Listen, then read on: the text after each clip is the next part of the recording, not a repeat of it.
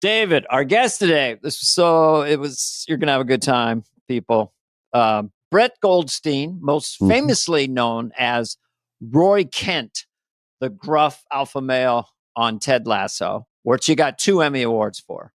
Yes, it was good to talk to another gruff alpha male for me. It was nice. This dude has done everything from England. He has done Doctor Who. He has done Derek. I think Derek is the one with Ricky Gervais. Yes. Yeah. And then as of late, he's filming right now a rom-com with J-Lo, which he wrote with a friend of his. And he's doing Shrinking with Harrison Ford, Jason Segel, you know. So just nonstop. He has a deal with it. We can go on and on. Warner Bros. Has a stand-up special. He writes and produces all these shows, and then he's in them and stuff. He'll tell us an interesting story about how he got cast. Yes, we made him do that story, and he was gracious. He's actually talking to us on his break from the movie on a weekend, which was very generous of him. And I had a good some good laughs with him. Obviously, he's a comedian, so we cracked up, but we dissected the comedy special like we always do, and which is coming out soon. What is it called, Dana? His comedy special? Oh, that's called The Second Best Night of Your Life. That's right. It's a cool name. HBO coming out. He's a very curious person as a writer, you know, so he asked us a lot of questions. So yeah, we did. So bear with that. He was kind of curious about our situation. He has a podcast called Films to be Buried With as well. That's out there. So yeah, he's super busy, highly successful, and completely humble. Yeah. So a lot of fun and very humble, and asked us questions. So don't get mad about that, because I know but it's fun if they're interested. And we had a great 3-way chat. It was like being at dinner, and here he is.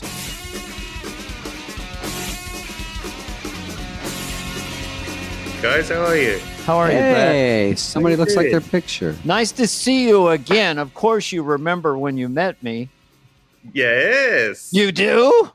I remember both. Well, I haven't had a long chat with either of you, and I'm a big fan, but I've introduced David on stage. Oh, yeah. The improv. Interesting. I remember that. I told Dana that. We just ran into each other at one of those loud parties. It wasn't a time to, hey, I really like Ted Lasso. Really? Yeah, I know Jason Sudeikis. Really? Okay, yeah. That. I hate those parties, man. That fucking music drives me nuts. Whoa. Hey. I'm coming in hot. Yeah. What party was it?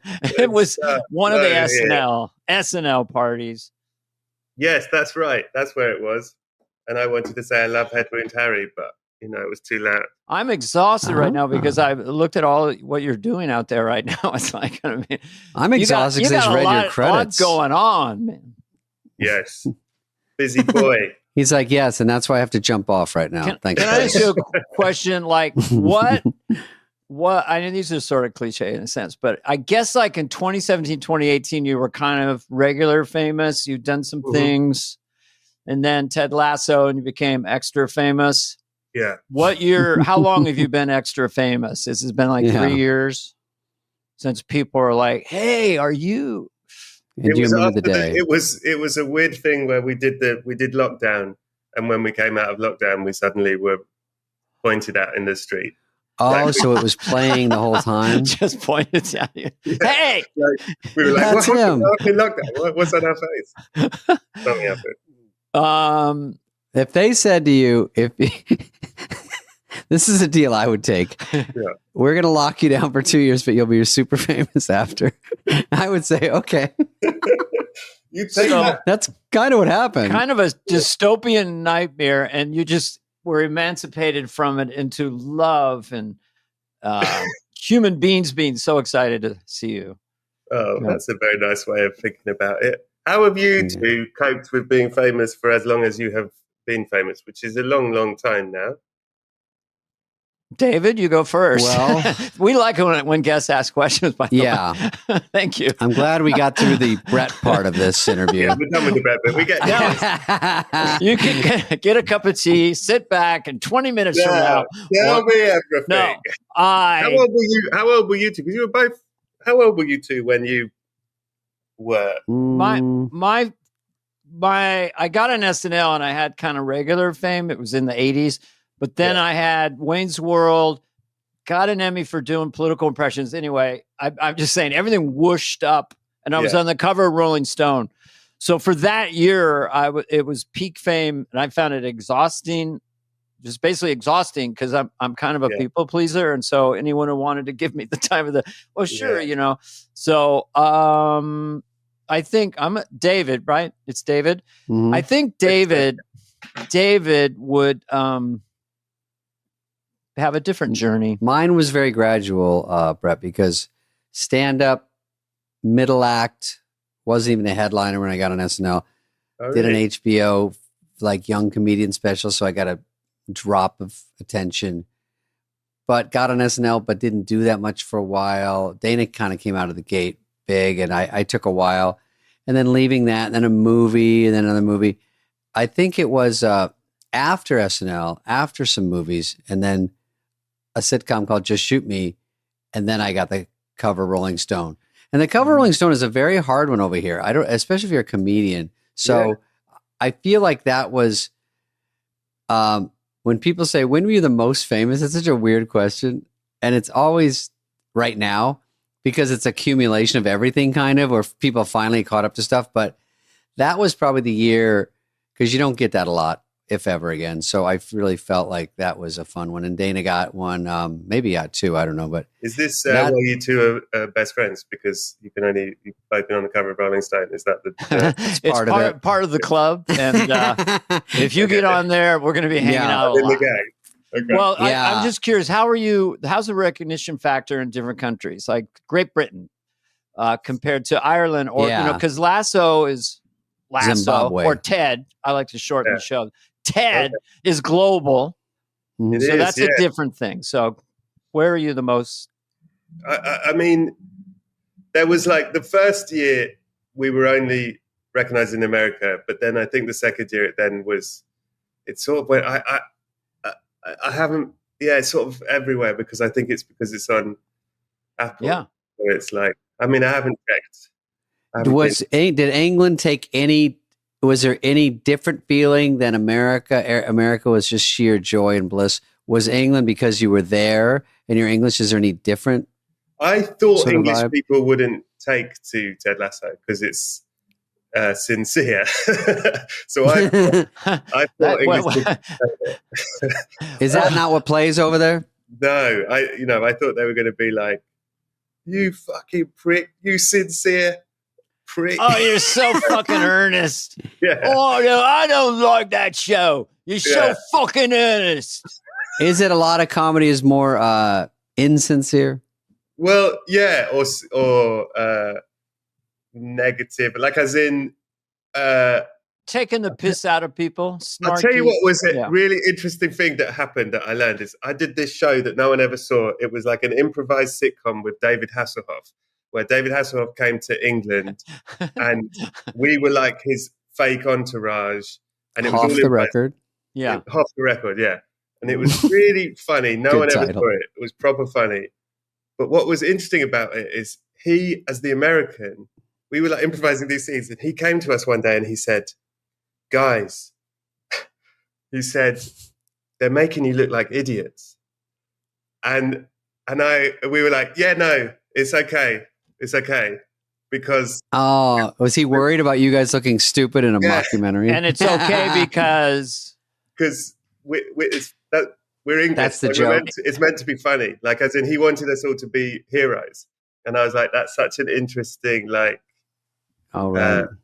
It's funnier that you guys are all you guys gave us Monty Python, so it's kind of like doesn't get any better than that. But I do think, first, it's philosophical alert. No, Ted Lasso, even for America, the earnestness of it, the sincerity of it took us off guard, Right. Like because people told me to watch it. I go, what? Lasso? I don't know. I was like, kind of like, Cowboy. What's it on? Peach Channel 4? No. Mm-hmm. So then I watched it and I started seeing it, and it was the chemistry and it, I'm not going to say lightning in a bottle. I'm not going to say that because I don't want to speak in cliches. It might be. A great show is when every single person in the cast is the only person you can imagine playing that part. And Ted Lasso had that across the board, in my opinion. That's very nice. I feel the same way about Just Shoot Me. Can I ask you? Is that a callback? Did it make it over there? Oh, you saw the show? Yeah. It was on late night in England. It was on BBC 1285. Yeah, it was on BBC 1285. Still getting the checks, eh? Shit, good. I'm glad you saw Just Shoot Me. It gives me some legitimacy on this call. Thank God. Yeah. Tell me this. I want to know about you two. Have you done stand-up or shows in England? No. I've been invited, but never lined up. But I, how does? I don't know if it would work. Why are you scared? We are scared. I'm scared for sure. Why won't you come? They'd love you. I just don't know if my shit would work. Favorite city. I've been there several times. I love everything about it. The West End, Eiffel Square. Yeah. Eiffel Square. All the biggies, the pyramids. Leicester Square. This is, okay, I have to ask, these are just arithmetic questions. But so you got this special that's coming out in a couple of weeks. Second best night of your life. I like the title. That's a good title. Always hard to get a title. Yeah. Spade's got one coming out called Dandelion. Always hard. Good title. I saw the trailer and the title was explained in the trailer and I was like, respect. Yeah, because I'm a puss. No one would guess that. Where did you shoot the special? In England? Oh, in New Jersey. New Jersey. Bergen. Oh, really? Yeah. Shot it at Inglewood. Bergen Theater, did you? At the PAC. Okay. In Bergen. And how many people? It was 2,000 or one. 2 shows one night? 2 shows one night. Love it. So pre-pandemic, you're playing clubs, is that right? Yeah, clubs and like 50 seaters. My favorite size. You can't make money, but I like a 50 seater. Yeah. You know what I mean? But so then now your life has just went this last 5 years. It really did. But I think I was sort of. This is what I'm asking. What age you were? Because I was 38 when I did Lasso, I think. Okay. I'd been doing all of this at a low level for a long, long time. So I think I just didn't expect any of it. But then when it happened, it was like, well, I'll be dead soon. So make the most of it. Yeah. You know what I mean? I think it must be nice to go. Next special. I'll be dead soon. If you're 38 and you're doing pretty well, you probably go, it probably would have happened by now. And exactly. The odds get higher you can be famous, but then to have a game changer is very rare. Exactly, yeah. I'd long given up on sort of a big thing happening. Yeah. I thought when I got SNL at 31, I'd been in the clubs for 10 years and I'd auditioned for SNL several times in clubs and just thought it was sort of over. Really? A lot of things had to come together. They were recasting and long story short, I got it at 31. And then the show was really on a low point, but by it happened to be the shit. We had to rescue it. Let's just take this guy. We can't lose. It wasn't easy. I thought I was going to turn the lights out because every pilot I'd ever done, every show I'd ever done, it failed. Sucked. So I didn't want to turn. Oh, you can turn it out now. Okay, that's 8H. Dana, turn the light out on the way out. Entire franchise.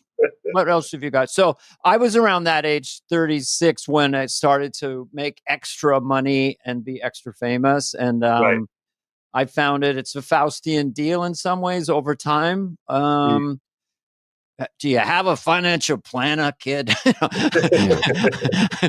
He's got a printing press. I would say to you this, and I don't think I've ever expressed this. I'll just do it very quickly, is that at some point, you want a wall of money that's giving you income, not risky investments, not real estate, but liquidity, bonds, or something that is giving you a wall of income. So in 10 years from now, you never go on bended knee. You never have to do anything you don't want to do. Your career so far seems like you're in command and control because you're the executive producer, you're the writer, So you wouldn't have those issues. But whatever money you think you want, you just want to be completely done by 50. So you have 9 years, 8 years. Okay, I'm going to play back this podcast and I'm going to have to write out what you just said because you lost me at bonds. Well, it doesn't matter about bonds. Mailbox money, just money that comes in when you're not working, so that you can pick and choose your projects. That's all. But I think you already. Most stand-ups just do stand-up and try to get hired. You got a big deal with Warner Bros. I mean, you're already in charge. I think you're doing perfect. I take back what I said. You don't need my advice. No, I'm listening to all of it.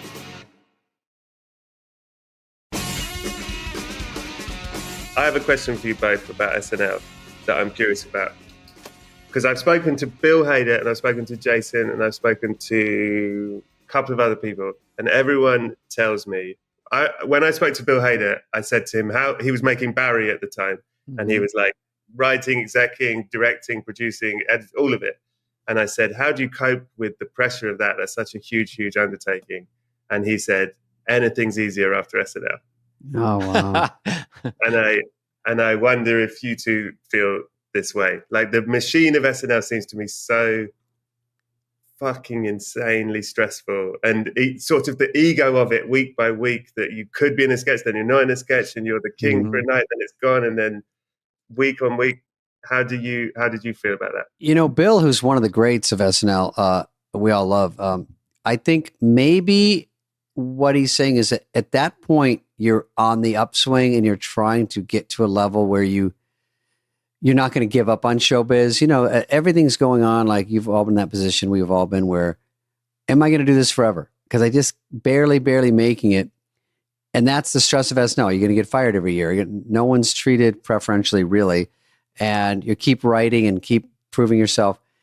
With Barry, maybe, which sounds such a hard undertaking, is he's already got to this point and he's been given something. And now it's just not fun, but fun and hard. But maybe there's something. I can't imagine something that hard. SNL was horrible, but it's in the past. But the new thing would seem harder. Like, okay, it's right in front of me. I got to make this work, which luckily he did. Dana, what do you think? Well, I would say all that is true. It's an emotionally violent sport, SNL. But over time, if you write your own sketches and get some friends together, it might help out, but it's coming from you. And then there's no time for someone to overthink it. Was great for my ADD brain. There was no real direction. You direct yourself. The director's just trying to get the shots by the seat of their pants. Nothing. And so you're a master of your fate in some ways. There's whimsy to that, but then you have control. And so when I walked off, I didn't have the confidence. I was being offered multi-millions to do a couple of films that were complete mistakes, because then going from complete control to no control, 100 takes, they edit the way they want. I did this thing in a scene, which I thought, okay, I nailed this. I looked at the monitor, saw it in the film. It's been cut to pieces. What I love about your resume so far is that you're Bill Hader. Bill Hader bet on himself. He could have made a Stefan movie, let's just say 15 million. Sure. He could have stayed at SNL or done another variety show. He bet on himself. He just said no. And now he's like, he's a Coen brother, or he's Kubrick. He can do what he wants. The second, or he's a Paul Thomas. So what you're doing is already fantastic. You're making shows. You're in control. And the only time I've been really unhappy in show business, like truly unhappy, is being on a set or in a project where you look over at the brain trust around the camera and you're like, oh, we're fucked. Yeah. This is not going to work. Right away it's not working. So just do what you've been doing. You're in charge of your, So far, this podcast is really lovely. So thank you very much. Right. We're going to transcribe Well, don't let them dangle a shiny arm. You make it so popular that you're tempted to do some movie you don't want to do because all of a sudden it's whatever cartoon money would be, and it wouldn't, the money is only about freedom. The only reason to have money, from my mind, is to have freedom to work or not work, freedom to how to work. By the way, I'll just ask you, do you have shiny things that speak to you, like watches, cars? Do you live, which is totally fine. That's the beauty of it is I don't I always made enough. Before this all happened, I always made just enough. I made enough to pay my rent. I made enough to go to the cinema, which I like doing it. And I made enough for black t-shirts, which is all I wear. That was it. And so when all this happened, look at us. Oh, God, all I need is the cover of Rolling Stone and we can be a gang. How do you? I can't afford that shit. Why, this one might be. I have a stupid regular blue, shirt on. I have a good question for him, Dana. Watch this. That's good. Fastball coming in. Okay, Brent, if that's your real name, Brett. So, Brett, Brett. If England is doing an SNL. Yeah, they are, right? England is doing SNL, Dana. Did you know this? Yeah. Yes, that's a big story. We haven't talked about enough. Yeah. Obviously, I don't think you would want to be on it as a cast member, but what are your thoughts about that? That sounds right. Because I was thinking, what's the equivalent of SNL over there? And then I just thought, oh, wait, I think they're doing one. They're doing one. Yeah. They just announced it. Yeah. I think there are so many fucking great sketch comedians and comedians in England that it could be amazing. I think for years, everyone has tried to do an SNL and failed at it. So I think making an actual SNL might be the answer. Instead of a knockoff. Yeah, instead of going like Sunday morning recorded. Like they're always trying. Right. And I've noticed, I think what they've always made the mistake of is they go to like the Edinburgh Festival and they find a sketch group and another sketch group who aren't friends, don't know each other, and they go, they sort of mix and match random people. Whereas I think if they go to the groups that have chemistry and have built something and put them in stuff and give them some autonomy, I think it could be amazing. It could be. But I think that's a good observation. I think on SNL, John Lovitz, when I was there, knew Phil Hartman and Jan Hooks knew these writers, and there was a chemistry that started right away. And you need it right away. Because that first viewing, people will be like, is this any good? That's the pressure of like, they don't go, you know what, we'll get it gelled around show 15 and they're like, we're gone. So that's the scary part, the pressure, get it right away. And if you have people that work together, that would help. Like they come in with something.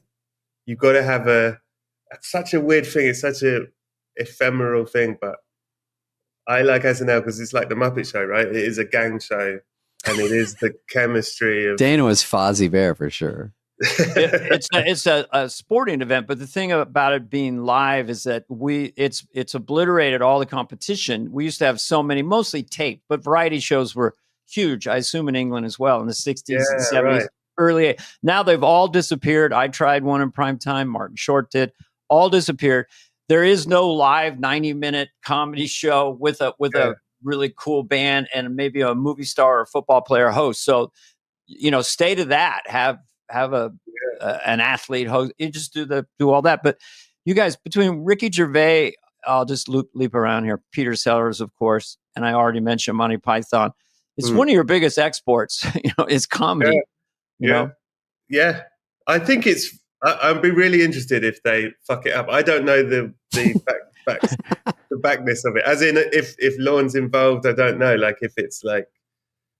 Would they ship a Tina Fey over to help get it going? Would they do, I don't know what extent they would be involved, because it's a very complicated show to do. And there's got to be some shortcuts of people that have done it forever that can help alleviate the full on stress it would be. Would you go? Yeah, let's go. I would go. No, I don't think I'm good enough. Dana might be good. Dana should be the first host to sort of tie it all together. I would go. I would just stay with, there's two lanes of that show. One lane is that you're seeing some unknown people, comedians, come on the show. And so you're watching them evolve and you're kind of rooting for them and seeing them find the audience get more confident. And that is a reality show. So when the show bombs, so to speak, it should be just as interesting as when it kills. Because it's live. Oh, this sketch is bombing. And it's kind of fun for the audience. Jason Sudeikis is the guest host, and he's horrible right now. Oh, yeah, he could be the first guest host, too. Sorry, Dana, you're pushed out. We've already had your second week. And then an athlete or someone who's never done comedy in their life is forced to do sketch comedy. So if they do it, great. That's another secret sauce. You have a lot of those over there. You could do that. Those are two. And then constantly have Paul McCartney sing "Let It Be" every week. And J-Lo. Yeah, every week. Oh, to promote the movie. We got to hurry up and get this SNL going, though. Tell me, what's your like secret when you're bombing? If the sketch isn't working, what do you do? Do you feel Dana's bombing if he's on stage? Well, Will Ferrell famously, no, I could easily, that show can go south in a second, because it's so under rehearsed and live. The audience can be weird. Yeah. Will Ferrell is famously the most, like, if a sketch starts to bomb, his commitment goes up exponentially. Goes harder, yeah. And so, yeah, you just sort of, it's all madness, but it's very much under rehearsed, and there's rewrites right before you go on, and it's you're going to get it right off the cue card, but that's what gives it this chemistry, this excitement, So, and live from London just sounds funny to me. It's a little bit like The Clash, London Calling. Maybe that should be the theme, but live from London, it's like, is there any other town it could be from out there? Yeah. Live from Liverpool. Live from Birmingham. That has to be London. Has to be London. London calling. Dun, dun, dun, dun, dun. Yeah, you're frozen, but with a thumbs up, like you're really pleased about it.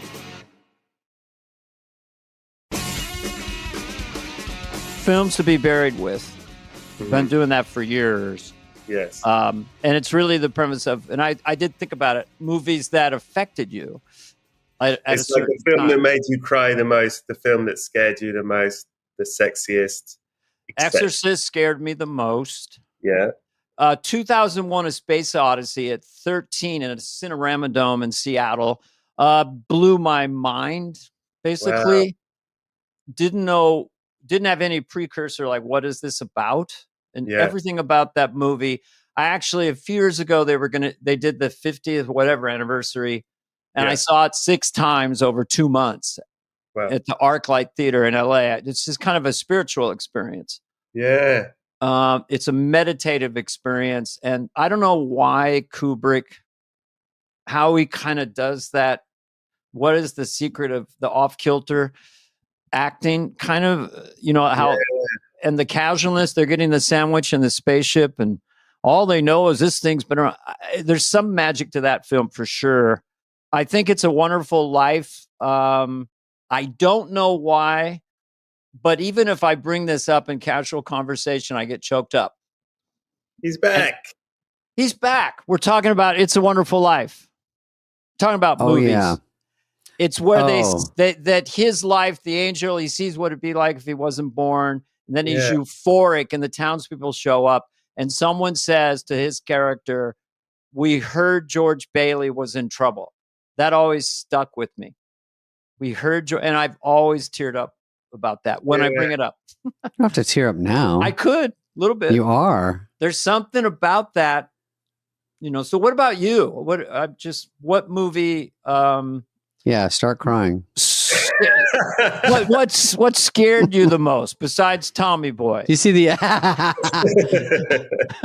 Did you see The Exorcist? I did see. Do you know what? I saw The Exorcist when I was young, and I thought it was stupid. And then I watched it. You got scared later. Yeah, I got scared like a year ago when I watched it. I was like, "Oh my god, that is so scary." I didn't think it was scary when I was little. I would never watch that. How old were you when they saw it? I was like 6, and I was like, "This stupid little girl with her spinning head." That's bullshit. That's interesting. First grader. Dana, ask him about. I will, because I'm too embarrassed. Ask him when he did that audition, which he's probably talked about for Ted Lasso. Did you film it alone in your room? I have to hear every goddamn detail. That's so funny. Well, just set the table for you're a writer on Ted Lasso. There's a part, and you're thinking maybe I'm writer on Ted Lasso. I love it. I know you've probably told it's the best thing you've ever done. But embellish it this time. Let's get some details. Right. Give us extra. I will give you. I'll give you one extra detail I don't usually give. All right. We're writing it. I get the thought that I think I could do Roy Kent, but I know not a single person in the room is thinking that. Everyone, and I know that if I say it out loud, everyone will be like, "Embarrassing." I love it. Embarrassing. You know who'd be good for this? Yeah, that's how you start. If we can't find anyone, I don't think we. You can know who's find actually super talented? What if he had really big eyebrows? Just a thought. Putting it out there. Anyway, I wait till we finish writing, and then I make a self-tape. But what I did with the self-tape, I went to Mosaic, which is my manager's office, and they do... Oh, in LA? Yeah, it was in LA, because that's where we wrote. Oh, okay. And I don't know if you've done this, but they have whoever the assistants are at the time, they can read in with you and they can... Oh, right. So I did my scenes with this Norwegian guy who was an intern. So the scenes I'm acting with Keely in the original self-tape, it's me going Keely, and Keely's hello. And it's it's a dude. And not even an actor. Yeah. A sort of deadpan Norwegian man was playing Keely. and I recorded 5 scenes, and I flew back to England. I finished my contract and I flew back to England. And when I got on the plane, I sent Bill Lawrence the tape. And I said, thanks for everything. I said, look, I've been thinking I could play Roy Kent, but I appreciate that no one's thinking this. This is really embarrassing. If this is shit, I will never ask you about it. We can pretend this never happened. But if this is good, here's the tape. And then when I landed, it was an overnight flight. When I landed, I got an email saying, this is fucking awesome. I'm going to send it. Oh, really? Wow. Well, I want to have Bill Lawrence a question is very cool about this, because the character that you play, and we're getting to know you now. So you really did, the body language is so funny and interesting of Roy Kent. Yeah. And also obviously you went lower, a little more gravelly, and he's sort of an alpha type character. So did you have that in the audition tape, or did that evolve as you kind of got on the set? I think I had the posture in the tape, because I knew it was all based on a load of things, but I knew he was a guy who had been told since little, shoulders back, head forward. Mm-hmm. He'd been told that. Yeah. And that he was leading, he's ready to headbutt someone at all times, so he's leading. But the voice was halfway there in the self-tape, I think. And they wanted you to play it up? No, it just felt right once I was there once you're sort of faced with, it's funny because I'd done this tape with a Norwegian guy in a room, but then suddenly there's 20 men and you have to be super, tougher, dominant. Yeah. So what was the line? I mean, what did he say? Something had to happen. I think it was in the audition tape and in the show. Something, or I'm going to start punching something. Silence, or I'm going to start punching dicks.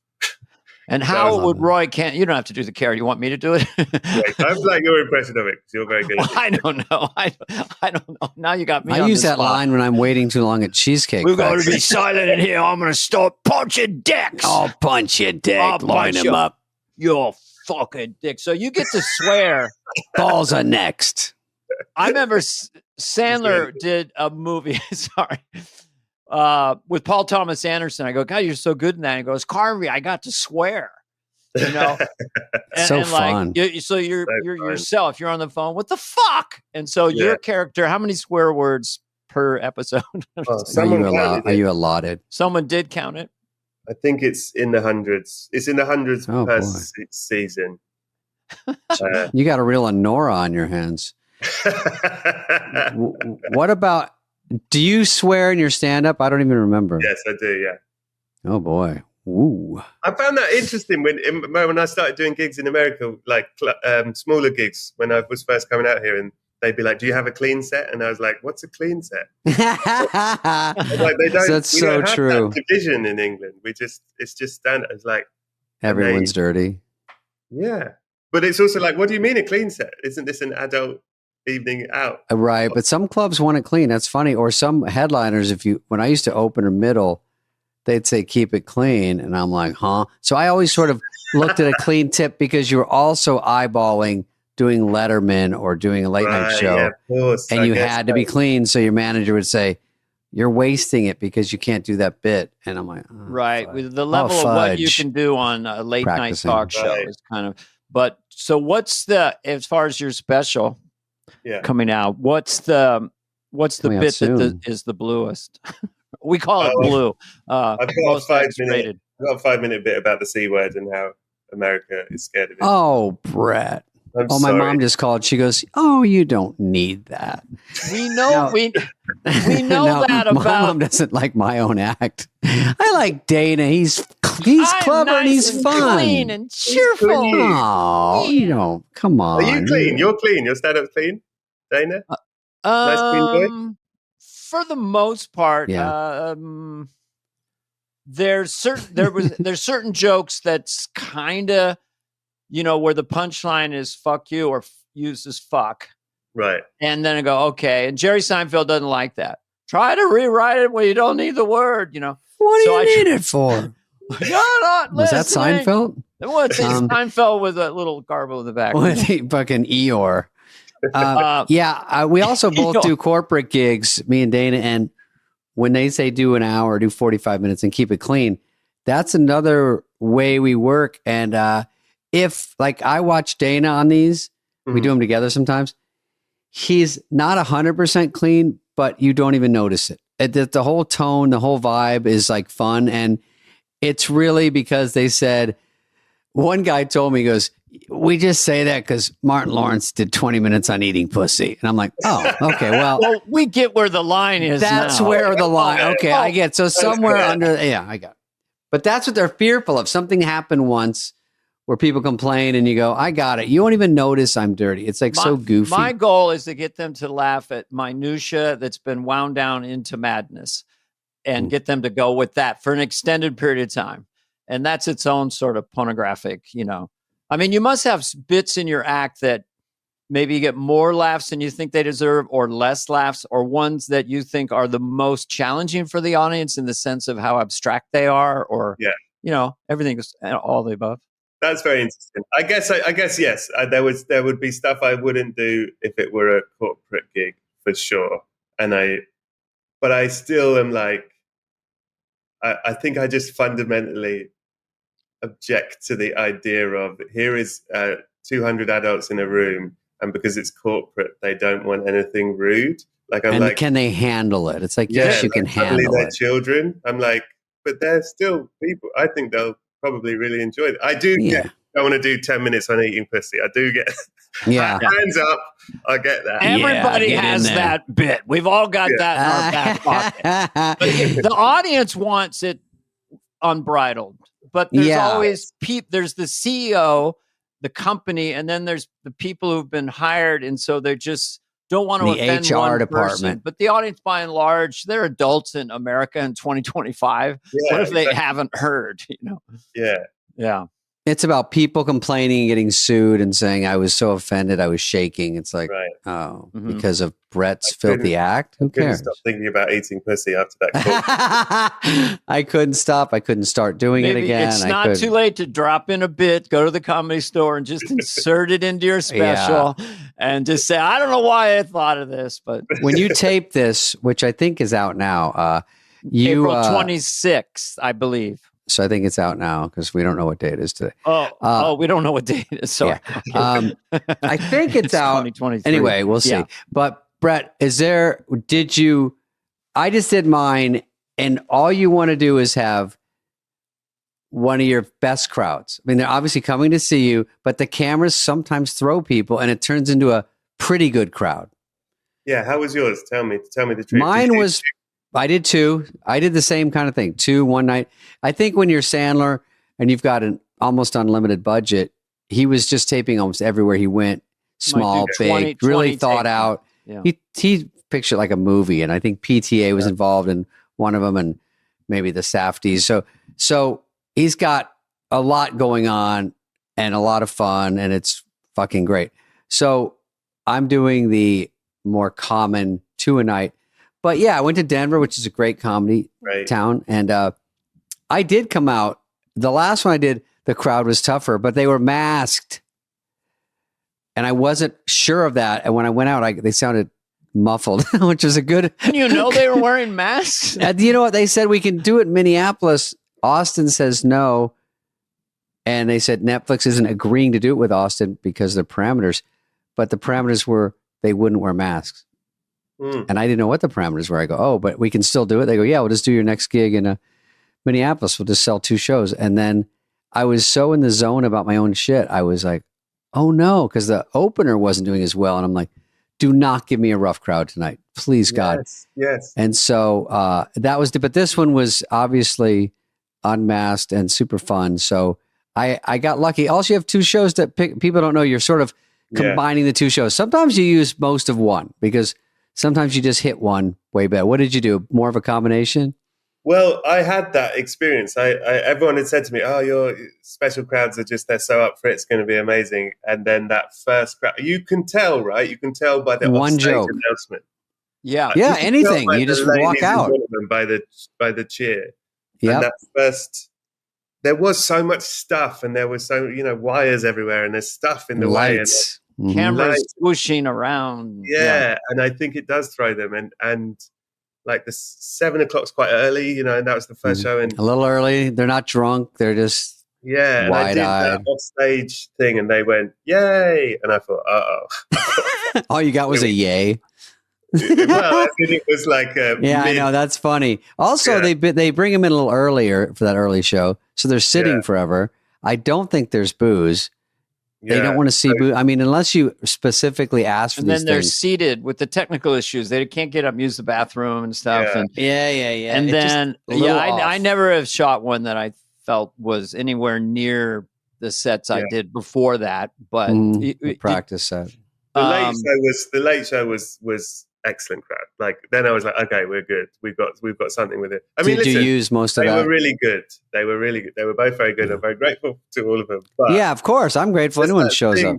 When we did a show in Minneapolis when I toured, and that was the best crowd I've ever. known. See, that's why I said that'd be a good one. What theater were you in? The Guthrie or was it Paramount? Maybe. No, that was Denver. I'd have to go in my calendar because they do have. No, we'll give you 20 minutes. Please crowds. go find out. Could you give me 35 minutes to just 35. I love when you said you wrote Ted Lasso in LA. I pictured you in a castle in England. Anything in England, I feel like it's a castle. Anything with a British accent seems smarter, more sophisticated. Yeah. We've seen all your movies all these years. I always tell Dana, if I'm famous, I'll go over there. But I went there for one day and I wasn't too sure. We went for Grown Ups, that movie, and we all went over there and stayed at the Soho. What's up? There's a gig in London that's the best gig in London called Always Be Comedy. The man who runs that gig, James Gill, he is obsessed with you, David Spade. I'm telling you, off camera, I might hit you up and say, hey, tell me about this thing, and I might go do it sometime. He can't believe I'm doing this podcast. Like, he's so excited, and he said, get him to do my gig. Like, you will be very famous in that room. Took you 44 minutes to get to this, but this pitch. But thank you, and I might hit you up. So unblock me, and I'm going to hit you on Instagram. And then all my messages flood through once you unblock me. I'm like, dude, I just saw you in the parking lot at the Improv. Say hello. Why did you drive away as I was chasing after you waving? I really just have to look at my act like, you might, because I didn't get a chance to hear your whole hour, obviously, but I have to wonder, the big subjects work overseas: politics, marriage, relationships. Mm-hmm. And when I look at my act, I've got to see what I have to throw out because I just don't know, Well, also, but there's much more. Everything's fucking everywhere right now. Like, I think the stuff you're scared wouldn't work would work. I should just try it and see what happens because I'll blame them. Everybody looks at Daily Mail because it's crack cocaine for your brain. They sift through the commercials and try to look at an article. By the way, do you have enough money for Daily Mail Plus? It's a real question. Dana, they just added a plus. It's $1.99. And I told them to get fucked.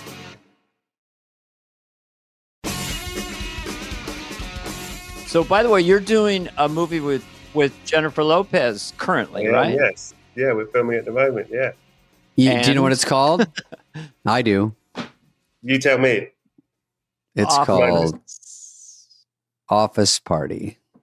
Office Romance? Office Time. Office? Yeah.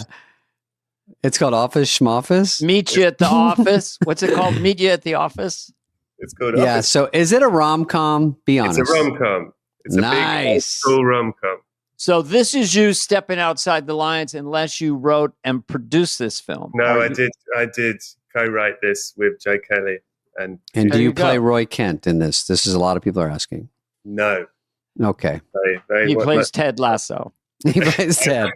I play Keely Jones in this one. J-Lo, in my brief encounters with her, is quite sweet and funny. Is this true? She's so funny. She's very, always very funny. And she's always friendly. Brilliant comedy actor. Like, underrated. Like, when you see her live, I'm like, fucking hell, you're good at this. Like, she's a really, really good comic actor. So you just said you wrote it with your friend. Is that what you said? Yes, Joe Kelly. And so you get it on its feet. Yeah. And then you figure out who's the leading lady, who's the rest of it, where you shoot. That's all. You're in on all that? That's great. Yeah. Oh, great. Yeah. We wrote it on a train while I was making Ted Lasso. We sort of had the idea. Did you think of calling it Office Train? We did. We thought called it Office Station. You could all do it. It could all be played on the train. How did you try to make it spin? How did you spin it? Because it is a genre. What's the sort of rough pitch? Yeah. The hook is, I suppose, I can't tell you much, but I can tell you the aim is it's like a really proper, classy, old school rom-com, like a Nora Ephron type film, but with hard R jokes. Oh, okay. Oh, good. Got it. That any aliens? And aliens. And okay, trains. good. That's another good hook. Is it too late for David to do a nice little cameo? He walks in. What about the guy that steals the girl? Is that part taken? That's me, dude. This stuff. What else could you bring at this very late stage? That's it. That's my only move. The good-looking, dashing dude that runs in, and she glances at me and sprints toward me. Out of here. Hey, this dude! I didn't know about this guy. He was on the planet. Bye-bye.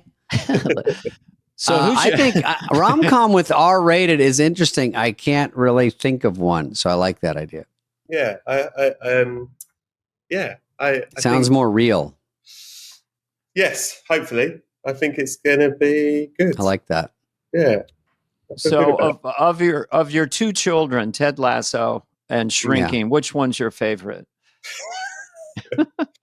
Get off my couch. Get off my couch, Chewie. I'm not Chewie. I'm Brett. You're Chewie to me.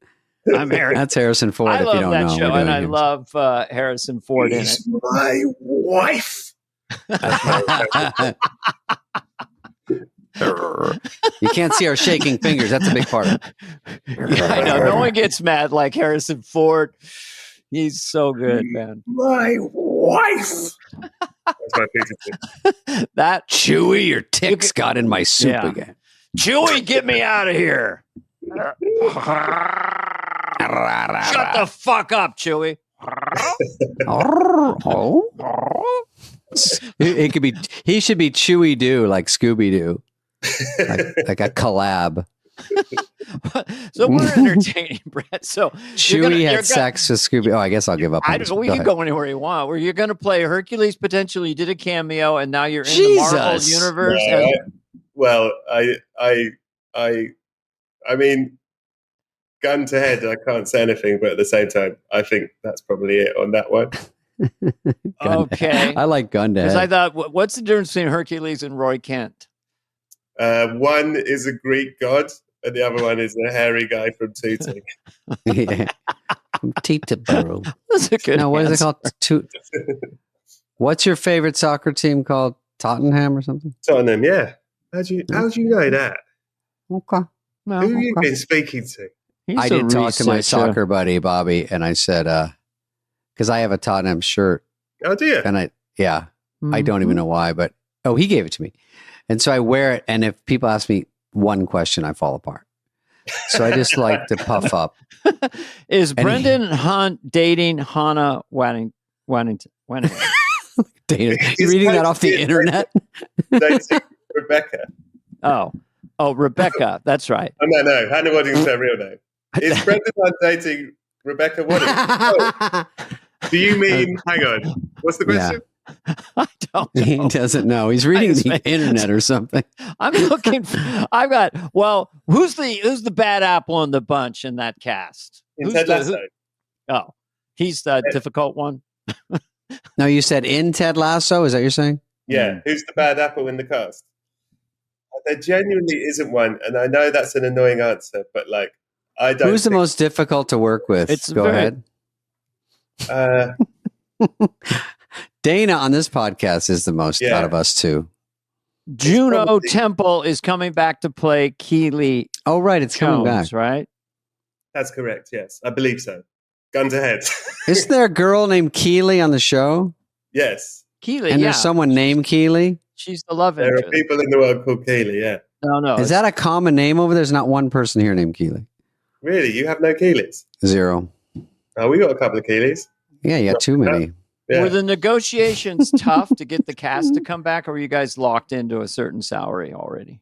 We'd all signed like contracts in the early days, forever and ever. Mm-hmm. So they pick up? Yeah, I think so. Oh, that's good. Makes it easier. Yeah. Saves time. How long did you do Just Shoot Me? How many years was that? That was balls in your court. Well, we did 6 as a mid-season replacement, they call it out here, and then we went straight through. The old days was 22 episodes a year. So we did about a little over 6 years. My God. 148. Did you? I love it. It went over there, right? Is that where you saw it over there? Yeah, I saw it in England. Oh, love it. Love it. Did you, what was your trajectory on that show in terms of enjoyment? Did you always enjoy it? Was there a bit in the middle where you were like, I've had enough of this, and then you enjoyed it again, or what? No, I came from SNL, and it was options like Dana said. You could do your own show, like the David Spade goofy sitcom. But I had seen that if it didn't work, all your heat's gone. They don't give you another try. So it was an ensemble, a writer from Larry Sanders, Steve Levitan, and a good cast. And the network already liked it. I joined. They added me to a shot pilot. So we reshot it and added me because NBC was a little fuzzy they were on the, back and forth with it. So I got added to it and I liked it the whole run. I have to say that it was one of the most fun runs because everyone, they were writing for me, which at SNL was not exactly the case. They did in some, but you were sort of in charge of it. And then you've got everywhere you go is good people, like on your show, I'm sure. And that's always more fun. And then also it was a little easier than SNL, the hours, and it was immediately in a top 20 or top 10. And we were in a heyday of Seinfeld and ER and Will and Grace and Friends and Frasier. And so we were at least in the vicinity. We weren't those shows, but we were with them on the lot with them. And it was just all fun to see. Just a good run. I loved it. And last thing, and then I'll let you talk at the very end, is we had done, everyone had something in their career was good and bad. Mm-hmm. And so everyone was really happy to be there and lucky and appreciated it. And I think some shows, people get cocky because it's their first show and it works. And so they get sort of out of control. But we were like, every year we got picked up, we're like, this is so great. Because it could all go down to shit. Everyone knew it. What was your last day like? Tearjerker, of course. Bawling. If I knew we were going to do it again in a year, that would have been fun for me. Yeah. But I guess yours isn't really a reboot because it's sort of just keep going, right? Yeah, there's been a big gap, and then we'll... Don't tell us any secrets, but you got Bill Lawrence, who's great. He coaches the women's team. That got out. Ted does. So it makes it sort of puts a spin on it. He's not nodding or shaking his head. He's giving us nothing. Point out, I've got a gun to my head, remember? I know. I think this is the good thing about Marvel also is they don't even say when they're releasing their movies anymore. It's smart. They say, we did a big one last week. You guys missed it. And we're like, you're too secretive about it. All right. What else? Good. What else for this young man, Dana? I know you had a lot, but we got to let him go. And we appreciate you, by the way, Brett. You're shooting a movie. You come in on the weekend. You help us out. We wanted to talk to you for a while, so thank you very much. Guys, very I cool. appreciate you both very much, and I'm genuinely grateful I got to hang out with you. This is very, very cool for me, so thank you for your time. I want you to see me in better lighting, but that'll be, It's soon. fun to see someone on TV playing a character, and then meeting you like this. It's just interesting because all I knew was that, character. Yeah. So it's, I see why you won the Emmys. Compliment alert. Good job. Compliment alert. Sorry. Thank you. Back to back is a super compliment. But anyway, I mean, I can't. It's your podcast, Films to be Buried With. If you're ever bored and you have time, you should both come and do it one day. I would love to have you, but no pressure. There's nothing worse than being asked to do a podcast. You're off the hook. But if I'll do that one in a second. I could talk about movies all day long, Right. But I want to know the movie before we go for you that moved you the most. Well, I talked like E.T. I find traumatic. Like I cried the most. Like I remember my dad taking me and my sister. There was like a re-release of E.T. and I was 3, 4, I don't know, 4, 5. He took us to see E.T. at the cinema and he was like, "You're going to love this." And we were crying so much that I remember turning to him and saying, "Why have you brought us to this?" Yeah. Like, what is this? This feels like abuse. This is not, there's no fun here. I'm devastated. It is pretty rough. If you're younger, I loved E.T. I'll be right here. I have the same build as E.T. Brett, not to plug my special, I talk about E.T. of all fucking movies. Of all movies. Okay. Dandelion. It's so random you say that. But that one did kind of rough me up too. I get it. Yeah. I mean, those movies like that, or like Bambi when you're not ready for the beginning part and you're like, who cleared this? You know what? My friend Roisin Connerty, if you don't know her, she's a fucking brilliant comedian in England. And her father died and she once said to me, Disney always has these films where the parent dies and things like that. And people say it's good for kids because it teaches them about death. She said that when her dad died, not for a second did she think, well, thank God I saw Bambi. No shit. That's a really funny line. You're like, hey, your mom might die when you're 70, but we'll let you know what it feels like when you're 6. Yeah, that was cruel. Yeah. All right, buddy. I would say, yeah. You're doing good. I don't know if you need any more plugs other than your specials out. Shrinking's coming season 2, Ted Lasso season 4, and everything else. Your podcast, how you find time to do it? Do you guys do more than one a day, or how you stack them? No, I just do it. I do it the week. I don't like free time. I get. You like to keep it busy. I get deep darkness if there's any space, so I just fill it up. Got it. Huh. Well, that's a whole other podcast. We'll have you back exactly. next year. Yeah. Anyway, it's been I think about death all the time. Anyway, lovely to see you guys. Hey, great. Death and Darkness coming He's soon. Severely depressed, but Ted Lasso is coming out. Jason Sudeikis will cheer you up. Anyway, tell Jason hello and good luck with everything with the movie. Nice and guys, thank you for having me. We'll see you around campus. This has been a presentation of Odyssey. Please follow, subscribe, leave a like, a review, all the stuff. Smash that button, whatever it is, wherever you get your podcasts. Fly on the Wall is executive produced by Dana Carvey and David Spade, Jenna Weiss-Berman of Odyssey, and Heather Santoro. The show's lead producer is Greg Holtzman.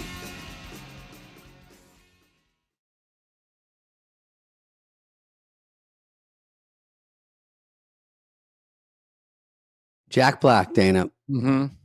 Always funny.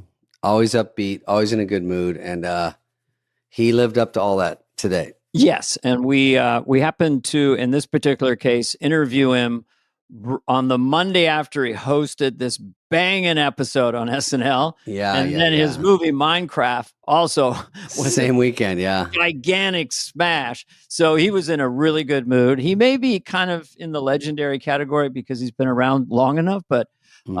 Couldn't be nicer, funny. It was just a easy conversation to have with the great Jack Black. Yeah, fun comedian. I see him out and about sometimes. Always seems up for chatting and laughing and just cracking up. And he's just out there doing whatever it takes and just always goofy on these press things. And everyone likes to be around him all the way back from School of Rock. Just we went over a lot of his stuff and then just basically cracked up. Yeah.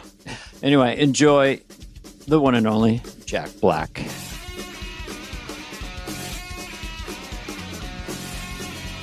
Do you know how difficult it is to get a jean jacket that really works?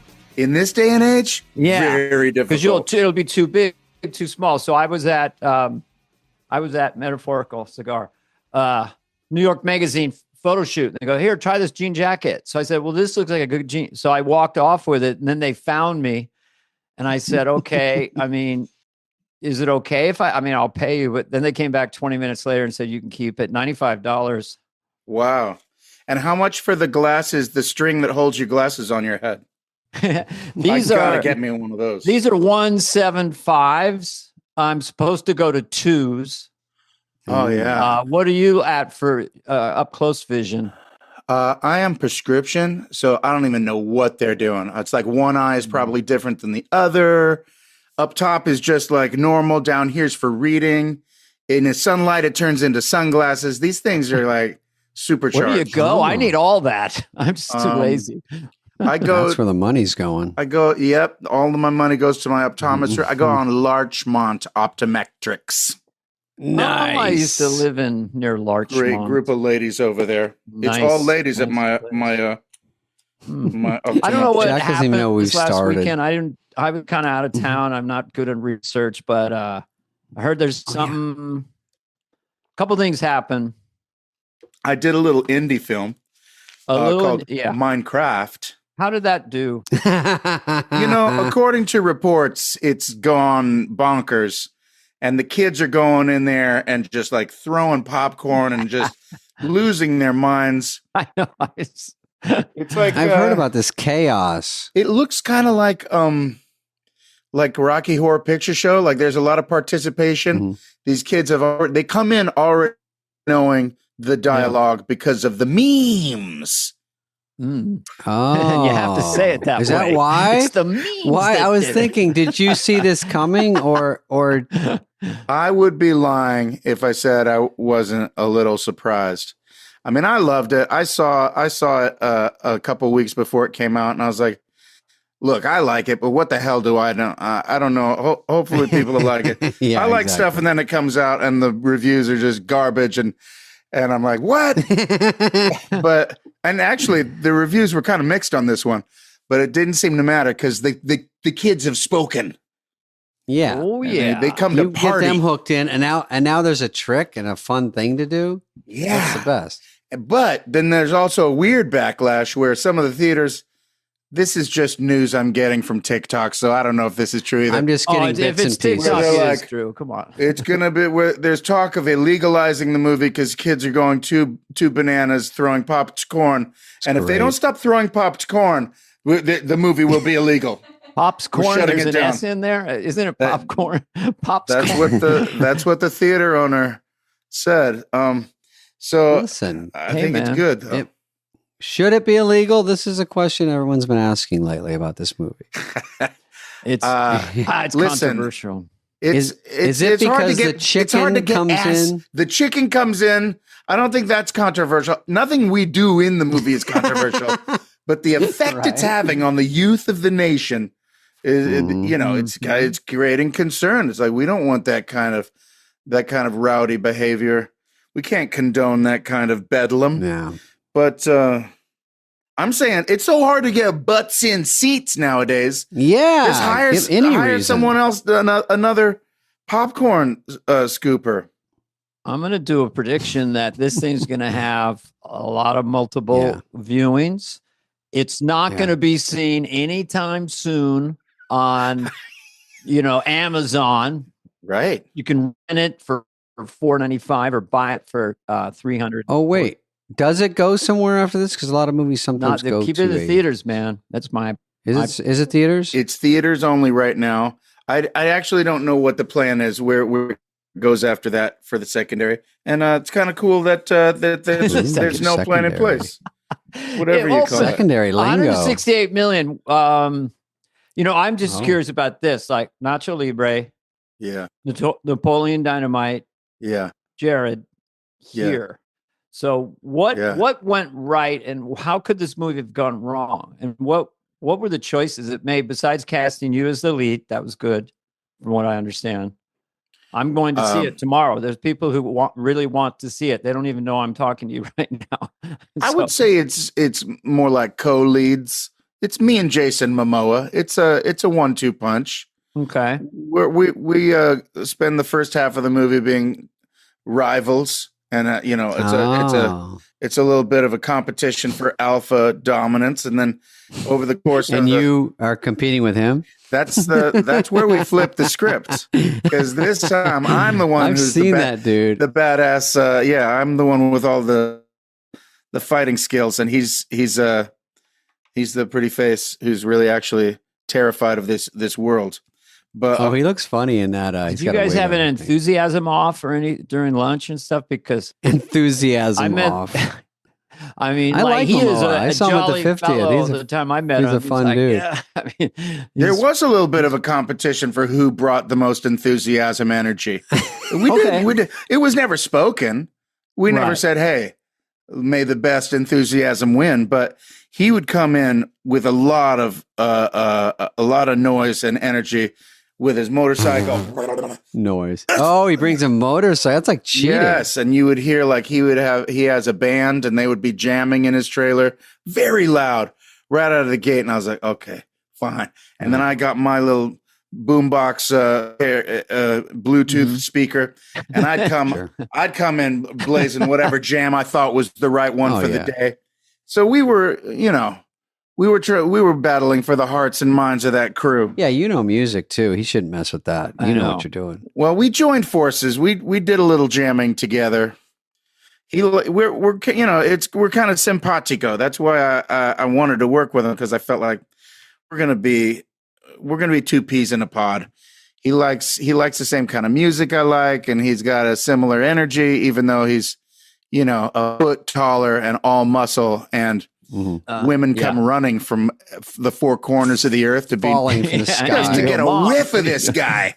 That's a little different than my clientele, but we still don't know. There was some sexual energy. I mean, we can bounce around between the two, between you and the chicken jockey. 10 poles of the. I'm going to call it Jack Black April, or maybe contact my congressman or something. There should be some national creed, because first of all, I have two questions. One is, what happened 20 years ago? Because you came out and it exploded, and I want to go over the show and what it was. It was exceptional. So first of all, what happened 20 years ago? Because I did one that kind of sucked, and I could just say it. In 2010, it just tilted wrong, and I was pushing, and it just wasn't good. So I haven't been asked back. But what happened to you? How is Jack Black not? How do they go 2 decades without you on that show? Oh, you're saying on SNL? Yeah, 20 years ago he hosted, and then so. I don't remember you having a bad day on SNL. Exactly. But I do remember seeing lots of great performers have a bad night on SNL, because it's just part of it's the nature of the beast, right? It's a high wire act. It shouldn't work. It's like they put it, and it's terrifying, because it's like, wait, we're held together with Scotch tape. And that's kind of the fun, is you get to see a potential belly flop, because it's live. There's no second takes, and you almost watching it. You kind of want to see some mistakes, because there's nothing else like it. The funnest part. Oh, you had mistakes. I had mistakes, and you had someone yelled from the crowd. That's not a mistake. That's fun. That's definitely I liked fun your for leap the off audience. The stage in the monologue, because I said that guy got vertical, and I was never afraid for you physically. Because I almost killed myself many times in that place. I have some training. A lot of people don't know this, but I trained judo for a few years in my teens. So the first thing they teach you in judo is how to dive roll. It's like a little mini tiger roll, and it's been part of my on stage bag of tricks for and Kung Fu Panda too. Well, the little animated. People don't know I was doing the tiger roll in the recording booth. No. Mm-hmm. But I thought you had the little green dots on you, and that was really you, like you're running around. I had fun with that opening monologue. I did a little rocking, a little diving and rolling. But if I'm honest with you, I was struggling with the cardio because I made the choice to run up those stairs. Yeah, that wasn't actually my idea. That was more of a John Higgins idea. You know, Steve Higgins' son works on the show now. Yeah. And he's great. He's hilarious. Mm. And he and his partners in Please Don't Destroy, they're like the new guys that make the hilarious music videos and videos every week. They were like shepherding me with my monologue section, and they thought it would be a great idea to run up into the audience and like have a marching band up there and then run down the other side of the stairs. And I got a little winded. So the main thing was just hold my wind together. Because you had a whole show after that. Did you have any rest in that? Because did you, like, when you knew you were going back down the stage, you get a little bit of a rest? Because I was thinking about that. And it can happen. But when you said we got a great show, the flag never touched the ground. You weren't like, we got a great show. So I was impressed, and I wanted to ask you about that fitness and some of the leg kicks and the little dancing. I mean, it was wild. Yeah, I didn't. I could have used a little more training leading up to it. Maybe I should have done the Ozempic or something to drop a few lbs. That would have helped.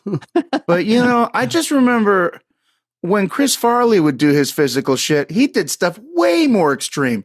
He'd be running like a wind sprint down the Letterman thing and lifting up people and throwing people. And he got winded and sweaty, but he never broke a stride. You know what I mean? And I wish I had that kind. I don't know. I think maybe it's a home run. I mean, by the way, the monologue was like perfection for me. Okay. Monologue was exactly. I love the intro. Who thought of that? Where you're going, I can't do it. I don't feel it. That just gave me goosebumps when you went around. They do, don't do that to me. And then you did that rhythm that you do, because I can't whatever that little thing and a you good do. Song. And everyone knew it was on when you turned. That was my turn. That was mine. I wanted to do that turn and the reason I wanted to do it is because that was actually true. I do have a lot of fear, and leading up to it, I was like, I don't know if I can do it. And part of me was wishing, wouldn't it be nice if I could just quit? I'd like to quit and not do it. And then I was like, I'm going to make that part of the monologue. I'm going to make that insecurity part of it. And then the turn, like, no, I will host again. Because you see some hosts go in there with some wispy monologues. I mean, there's like some minute 30 monologues where they're like, hey, here's a clip from my movie and here's our musical guest. I'm like, that's it?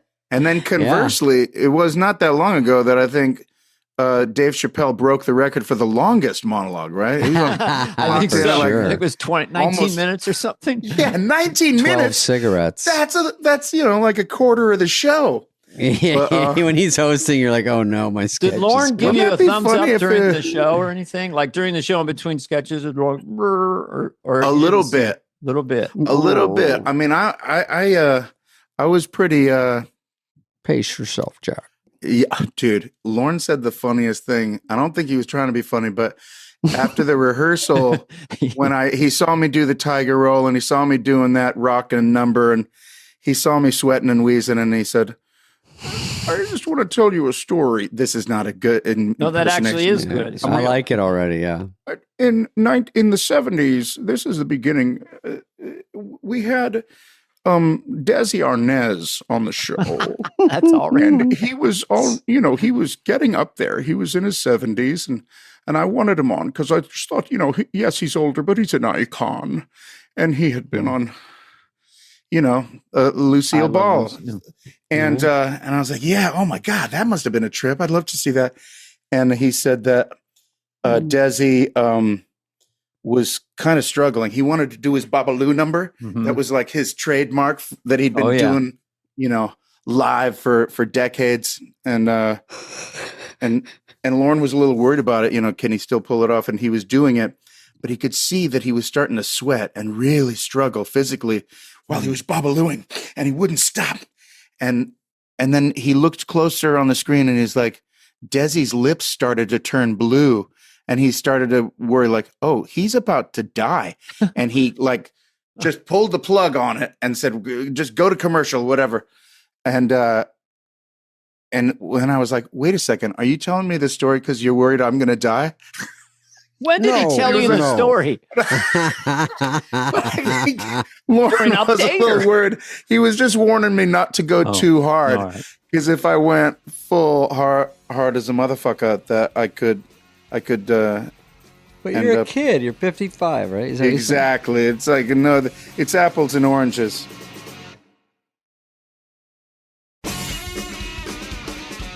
Don't you love the matching numbers? 33, 44, 55, still alive. 56, I'm going to fix. 57, I'm in heaven. 58, don't be late. 59, won't you be mine? 60, oh, 60. I had no rhyme for that one.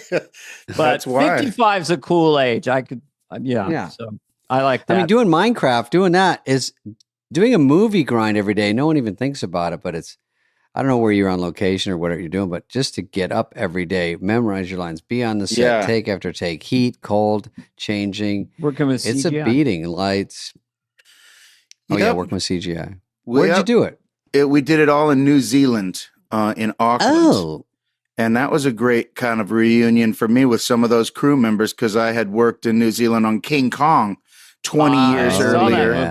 Yeah, that was the last time I hosted SNL, as a matter of fact. For King Kong? Right. And I did a King Kong song in my monologue that time 20 years ago. King Kong song. Oi. Steve Higgins really helped out with that one. King of Kong. Was that Naomi Watts? Yep. Oh. That was Naomi Watts. Oh, yeah. And I saw it, of Adrian course. Brody. Didn't you have to carry a film Oscar thing around? Two-time Oscar. That guy, you don't see him for a while, and then it's an Oscar. Yes. And he's great in that era. Apparently, you put him in World War II era, he wins Oscars every time. But I carried around one of those old-timey cameras, and I was the film director. It was really, it was heavy. And Peter Jackson, he's a real stickler for authenticity. No, I thought you were going to say that. I'm like, no. Give me a cardboard. One time on Tommy Boy, I had a briefcase and everything was too heavy for me. I'm like, guys, I'm just trying to float through this scene. I got a bad neck. And they're like, all right. And then I go, fuck, what do you got in this briefcase? Baby's first bricks. And then I open it up and it's stuffed with files to make it real. I go, listen, no one's looking inside the brief. I'm just carrying it. And they go, okay. So the prop guy brings it back. I go, ooh, it's light. And he goes, yeah, we took the pulp out of the paper. I go, thank you. They were being an asshole to me. I didn't even catch it. I'm like, oh, good job. Yeah. But it matters, lugging that every take and you're on a mountainside or something. I don't know. Yeah. But I had a ball. I had a ball on that one. What's King Kong been up to? You still talk to him? Yeah, man. He's directing now. After the shoot, everyone kind of goes their own way. So did you go to the party? I mean, you seem pretty well put together. When did you crash? The after party? Did you go all night after all? I mean, no, I did go to the party. You have to go to the party. But you're the host. You're kind of the host of the party. I know. Went there and gave hugs to all my peeps and said hi to Lauren. Thanked him for the fun opportunity. Did you know Minecraft was killing it at that point? Gave you extra juice? It was kind of a great thing about being on SNL is that we had the movie was already doing gangbusters, so it was kind of like that will relax a host that they have this behemoth as they come in their back pocket. Like, I sure hope this I don't even need this show. goes good, but we're probably going to be we're over 300 million right now. Sorry, but I guess, it's a wind, the wind beneath your wings carried me through. But it doesn't really matter. Look, it doesn't really matter because when you're on SNL, it doesn't matter. There's no such thing as like a victory lap. You're still terrified of shit in the bed. So I was like, I was pretty amped and ready to go. But yeah, there's a fear factor as well. No question about it. when you're standing back there at that door, that back door, when they're counting down the 10 seconds, when I just did it. It's just terrifying. Jenna. It's like, Jenna, this is so weird. One line goes off, or Liz, the director, if there's cuts between dress and air, and I told this, it's just like, I really hit me how hard it is to know when to go where. You're just seeing it for the first time. Yeah. When do you come off, Jack, and then go there? I was just curious which ones blew up for you in your mind, like, fuck, we hit it. Because you want the air show to be, we really hit it. So Love Match is going viral. Oh, and good. I thought it was inspired writing as well. Yeah. And Diz Mukes was really funny. He really was mad at me. It felt like I felt like he's really mad at me. He's great. It's great. And that one felt great. I gotta say, I was impressed with all the writing. I liked all of them, and even a couple of the ones that got cut. I wished they had made it. There was one that got cut where I was a father who wanted to come visit his sons, the divorced couple, and wanted to come visit his kids, and I had to confess, hey, I've been coming here every day pretending to be the maid, kind of like Mrs. Doubtfire style. It was a really funny idea. And the confession that I was the Doubtfire maid, but I was also from Trinidad, so it was really. Oh shit! Wait, my sports television just came on. I gotta turn that off. You ever do that where Warriors? Okay. No, you hold it for an hour and then it kicks back on. It was First Take. I like to hear the talking heads talk about the sports.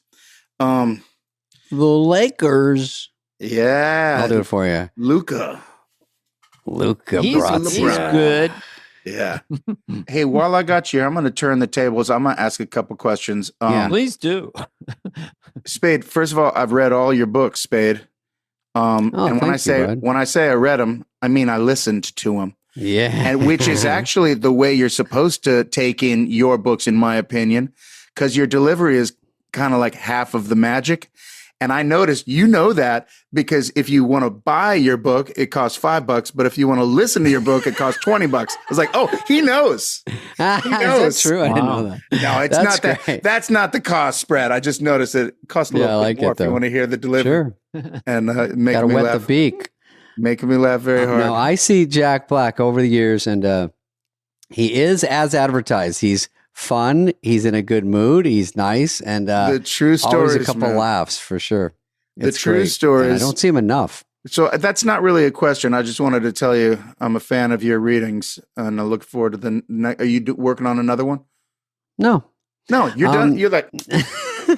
No, I just did a special because the stand-up.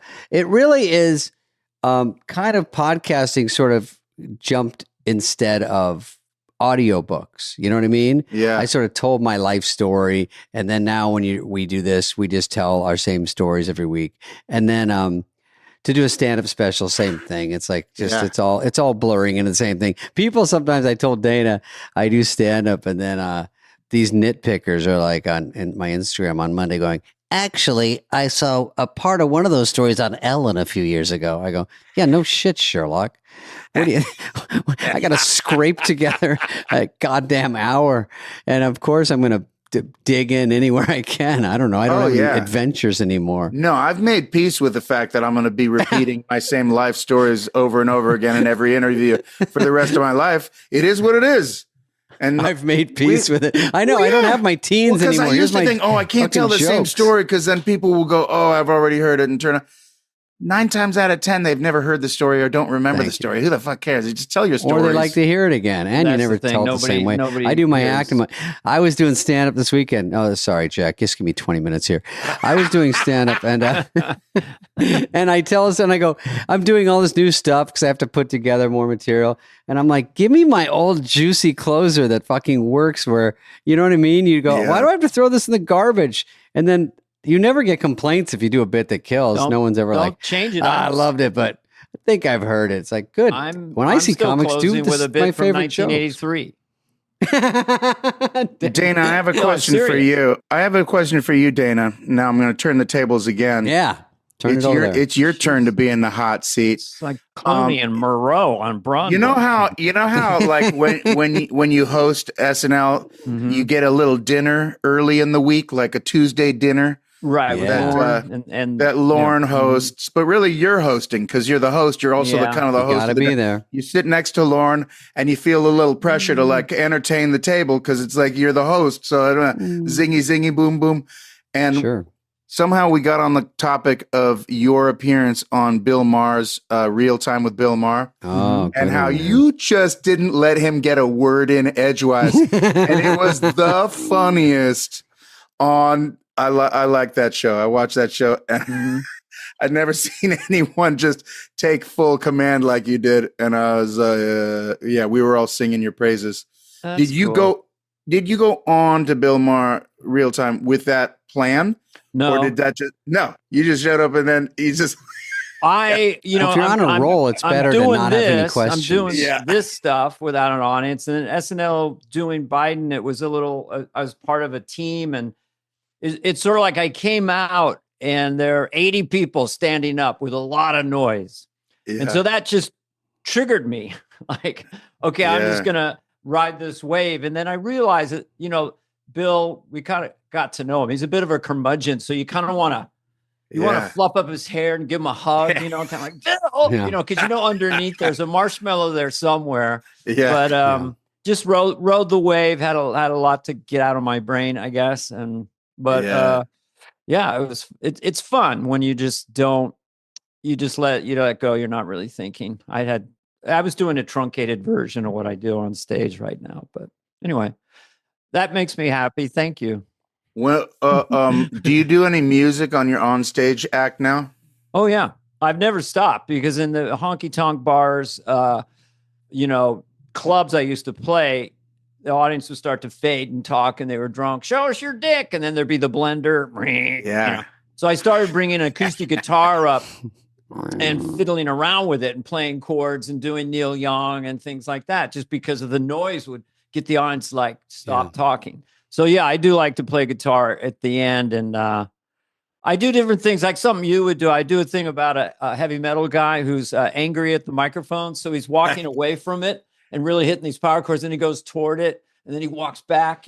So I do stuff like that. I love playing the guitar on stage, but I do it just so your audience knows. I don't, Dana. I've told you, Dana, but you were such a big influence on me early on when I was watching SNL, and I saw you play that song, the broccoli song, Chopping Broccoli, where clearly you were making it. The gag was that you were making it up as you went along. Mm-hmm. But I don't know if I'd ever laughed that hard, and just seeing like a song kill like that and be so fucking funny.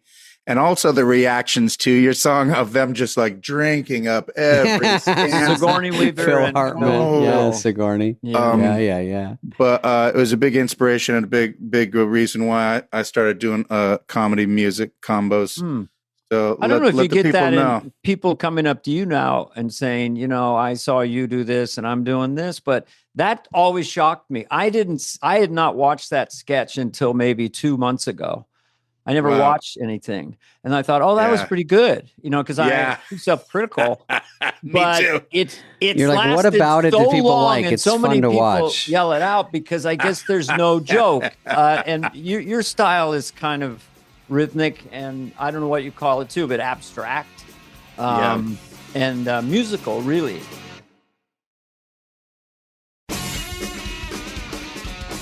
I was going to ask you, what do you listen to? What do you... It's funny. I'm glad you asked that because it's kind of my main thing that I do with my time. The content I like to put into my headphones when I go on my walks to get my steps so I can live longer. I like to listen because I realize I'm not listening to music at all. I'm listening to podcasts. I'm listening to books. I want to listen to music again. Mm-hmm. So I came up with this plan, chrono marathons. So you take bands that you already love, that you've loved all your life, but you haven't really listened to in a long time. And you go from the very beginning, their first album, chronologically over the course of their whole catalog. And it's a great way to just plug back into music. And it's the quick one song at a time Spotify or whatever, that Pandora's where it AI picks shit for you. It's like, bullshit. It's reading my mind. Nah, you take command and you listen. Fuck you, AI. Take this. It's going to sound really dumb, but I did the classics. Okay. I did the boring ones. It's like, no, what are they? I started with, did I start with Pink Floyd? I think it was Pink Floyd right out of the gate. Animals. Me. Has there ever been a better album than Dark Side Steely of the Moon? Yeah, weirdly. The very next one they did right after that, because "Wish You Were Here," I think it's a better record. It's a fucking great record. But that's their window, because before Dark Side of the Moon, there's great moments and like interesting, and like you can see, I can see they're starting to get there. They're starting to figure it out. But Dark Side of the Moon, it's just a bomb that goes off where it's like, this is the beginning of their real. Incredible window, because then the next album, "Wish You Were Here," and then "The Wall." To me is their window. Oh, the next, the ones after that, people say, "No, you got to put Animals in there."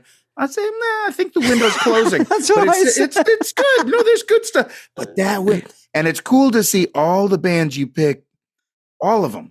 They have a window where it's like, yeah, they're great, and then the ending stuff. There's some good stuff later, but that and it's fascinating to find that juice, because you go, oh yeah, I love Billy Joel. When do you love Billy Joel? Because there's a window. You don't love all of it. There's some hot Let me ask cheese you blast. I want to ask you a Pink Floyd question just for a second. Are you part of the cadre of people who, if they have to nominate the best solo in rock history, they often, there's a lot of great guitar players, Beck and everybody, but David Gilmour and Comfortably Numb, that guitar solo, tone, choice of note, whatever you want to call it. Every time I hear it, I go, really? That's not human. It's so fun. Yeah. It is. Yeah, he is definitely in my top 3. I love David Gilmour. Oh, good call. What Comfortably Numb is on which album? Comfortably Numb is on the Wall, of course.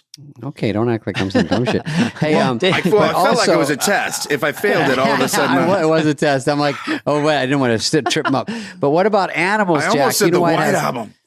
It has a soft spot. White Album. Oh, don't get me going on the White Album. I love it. Dana, hold on with your Beatles. I know. I was going to say, no surprise. The best chrono marathon you can do is the Beatles.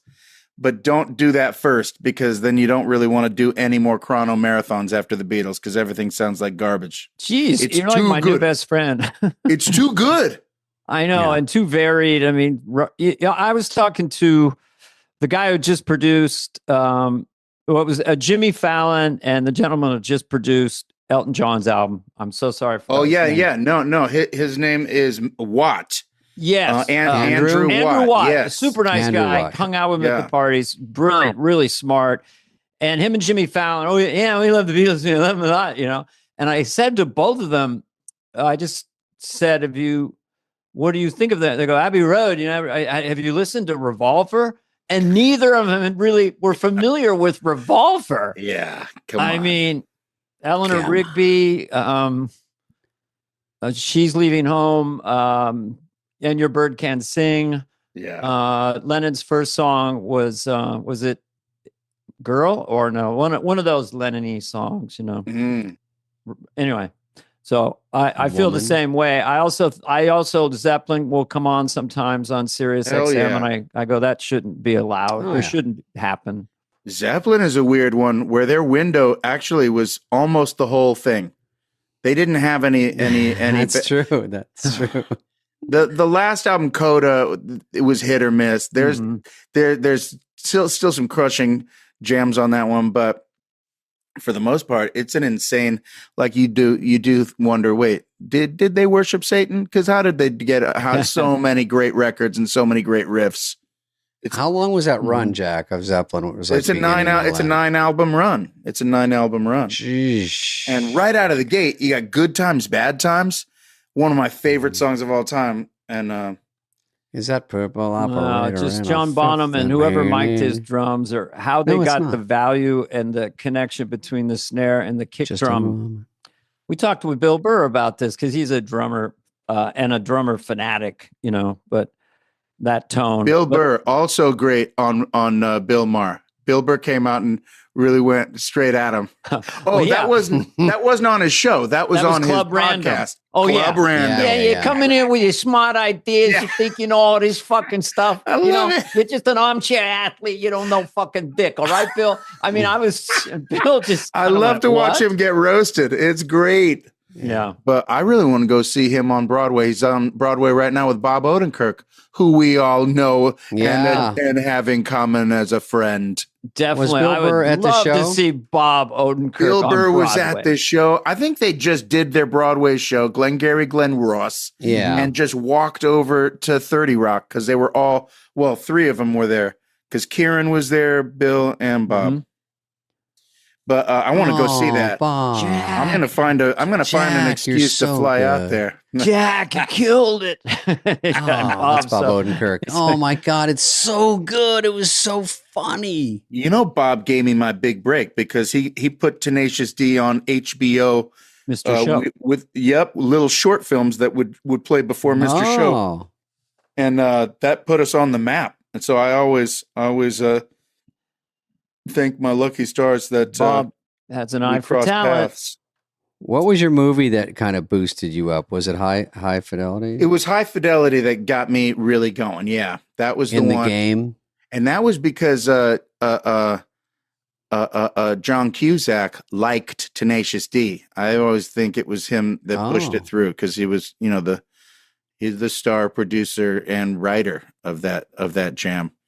And that was a big hit. I didn't know he wrote it. Yeah. Well, he co-wrote it before School of Rock with Steve Pink and D.V. DiVincentes. But so that was before School of Rock, and that was a big one because at the premiere for High Fidelity, at the after party, George Clooney came up, and I was with my mom, and he said, "That was fucking incredible." Something like that. I can't remember what he said. Wow. And my mom just about shat her pants. It was like, I knew it was like, oh, this is different. This is a different. Dude, he was at a premiere of mine and he talked to my mom too. I swear to God. And my mom was fucking flipping out. He knows what my to mom say. almost pushed me into a wood chipper. Yeah. Yes. I mean, he's got the power. Oh, yeah. It was nailing it. He was right in the pocket too. Trop Thunder, of course. The Holiday is one that a lot of people love. The Holiday. Mm-hmm. How did you weasel into that one? Well, it was really out of my comfort zone. It was really Isn't it like Jude Law and one of my wife's favorite movies? It's in her rotation every year. That loves it when it comes. Kate Winslet. Dude, I fucked up and said Kate Blanchett when I meant Winslet.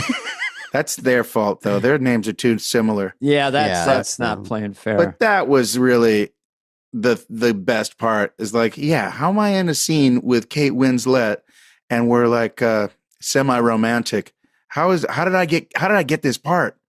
But I was like, I'm gonna roll with it. She seems cool. She's cool as hell. Snooty. She's like not snooty, but she's definitely there's something in my mind that looks wrong with that picture. It's like, no, all these scenes should be how she's out of my league. Okay, whatever. I'm just gonna pretend like this is normal. And that was the acting. Was just acting like this isn't ridiculous. And Cameron Diaz, who's a blast. I was never in that situation in a movie. Like, you haven't felt. They always put like a goofy comedian like us with some hottie and everyone's supposed to buy it. It's the best. Yeah. Yeah. It's so great. They go, wait, what part am I? And I'm like, the part that the girl that falls in love with me. And they're like, oh, I got to reread it then. I didn't think that would be me. And you got your old Tropic Thunder, hilarious. Just running. I'm just running through these, Jack. You've heard of these. Tropic Thunder. All I really think about. Infamous at this point. I mean, infamous. There's never been a movie made like it before. It's up there with these best comedies. It's danced outside the lines. Shall we say? Oh, you were blonde hair in that. That's right. I had some blonde. But Robert Downey Jr. got an Oscar nomination. You don't hear about that very often in the comedies. Was it for that? For supporting role in in Tropic Thunder. Oh, I didn't know that. Ben Stiller, he really wanted to shoot that like a beautiful, not like a comedy. He wanted it to look like a gorgeous Oscar nominee, and he got like the best outdoor cinematographer in the world, whose name escapes me now, but he's a genius. Of course it does. Sorry about that. I can't remember any names. Just what about Casualties of War? It's probably that guy. Yeah, they have those old movies like that. Yeah, Casualties of War. I'm not going to make you do it. No, I just think that's not a setup. I was just saying Casualties of War impression. Do you do Sean Penn or Michael J. Fox? Sean Penn, she's a VC Gukor. Clarky. Do you remember that movie? Of course. I saw the Riley. John Riley was Clark. John C. Riley. That was a weird pick for Michael J. Fox to be in that movie. Yeah. Well, he was going for that switcheroo. Well, because he'd been known for comedies, and he wanted to say, "Hey, wait a second, let's just test the waters. Let me dip my toe in these other water." You can't blame him. Sometimes it works. Look at Steve Carell. Look at Steve Carell. If you want to talk about going from comedy to drama, that blows my mind and you don't know until you try. So why the hell not? It's fun to try. The worst that can happen is that you can be horrible and never work again.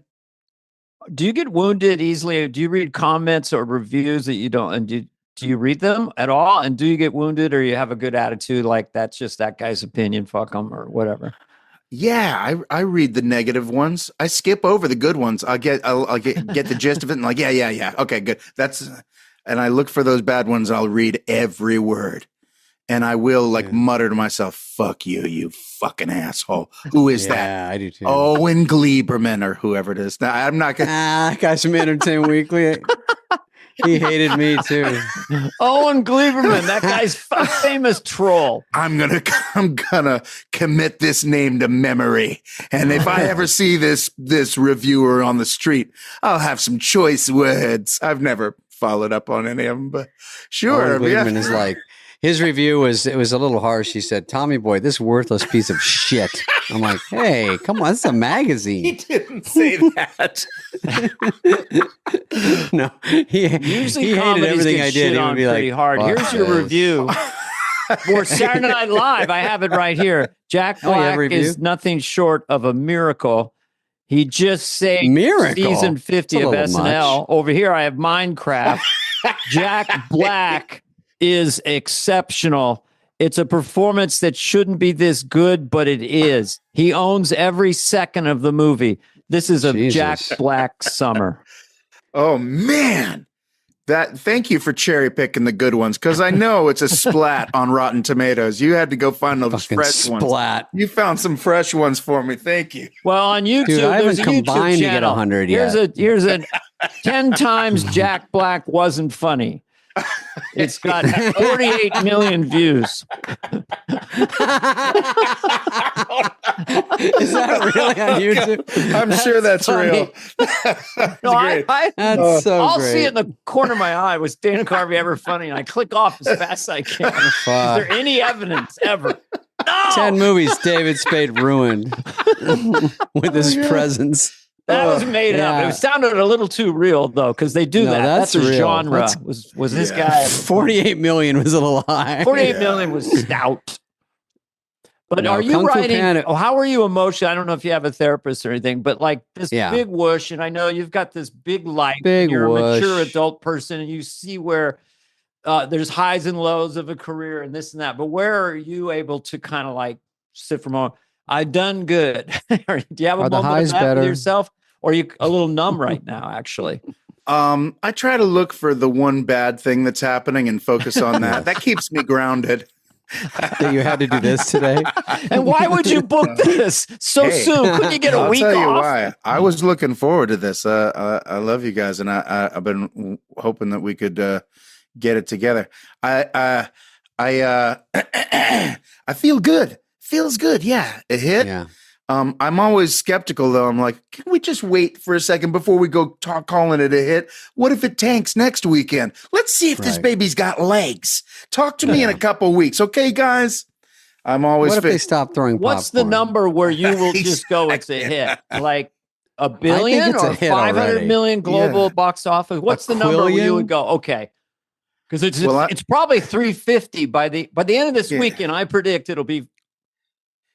Here's the thing. I do have a little thing about numbers and math. I do like to think about that. So I go, okay, if it cost 150 to make, and then you figure they probably spent almost that much on promoting it. So there's 300 right there. And then you go, okay, so if you go to a theater and it makes the monies, if it makes 300 million, then is it broken even? No, because you only get half of that. The theaters keep half the money. So then you got to make double that. You got to make 600 million really to break even. And then you go, okay, so 600, so that's break even. So it's not really a hit until it's made more than 600. So you got to make like 700. Such a gamble. To think that it's really a hit. 700. And that's a big monster number. Do you have gross points on the film? No, I don't. This might not be true, but my manager said, no, they don't do that anymore. Maybe that's not true. Maybe she's just telling me that so that I don't feel jealous of Jason Momoa. I don't know what Jason Momoa's deal is. Maybe he got the gross points. Okay, this is on entertainmentweekly.com. Jack Black forgoes salary for gross points on what's it called? A Minecraft movie.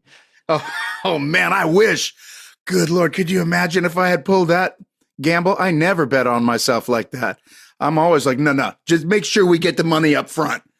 Yeah. And it's always like, the taxes and the commissions and then the box office. It's like you're just running in water. So you can't ever, can a brother get a dime? I mean, it's a first world complaint. It's hard to get rich. But everyone hears, it made $1 billion. Can I get a nickel, brother? No, we're not even profit yet. Yeah. Yeah. No, it's a risky game.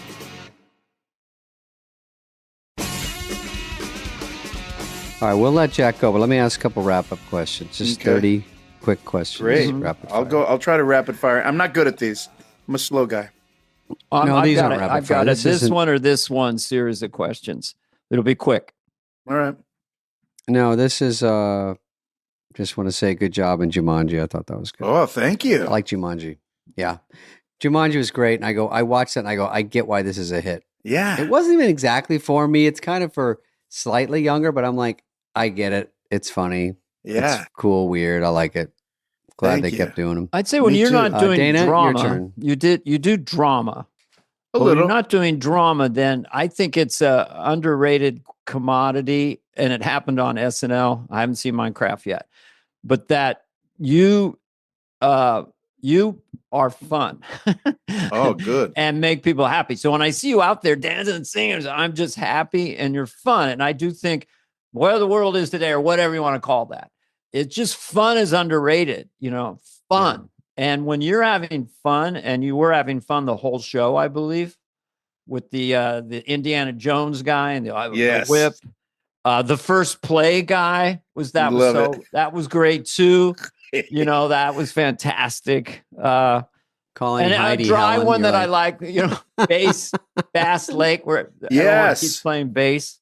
Another one that was great. One-uppers was really funny for everybody. Oh, yeah. Those camera angles. I was still a little sweaty from my monologue when we did that, though. I noticed on the close-up. But yeah, it was really fun. And of course, Making Love really started out and then really killed it with Brandy. What's the one with the eagle noise? That was one-upping, because we were one-upping each other with how socially conscious we all were, and it would make the eagle noise.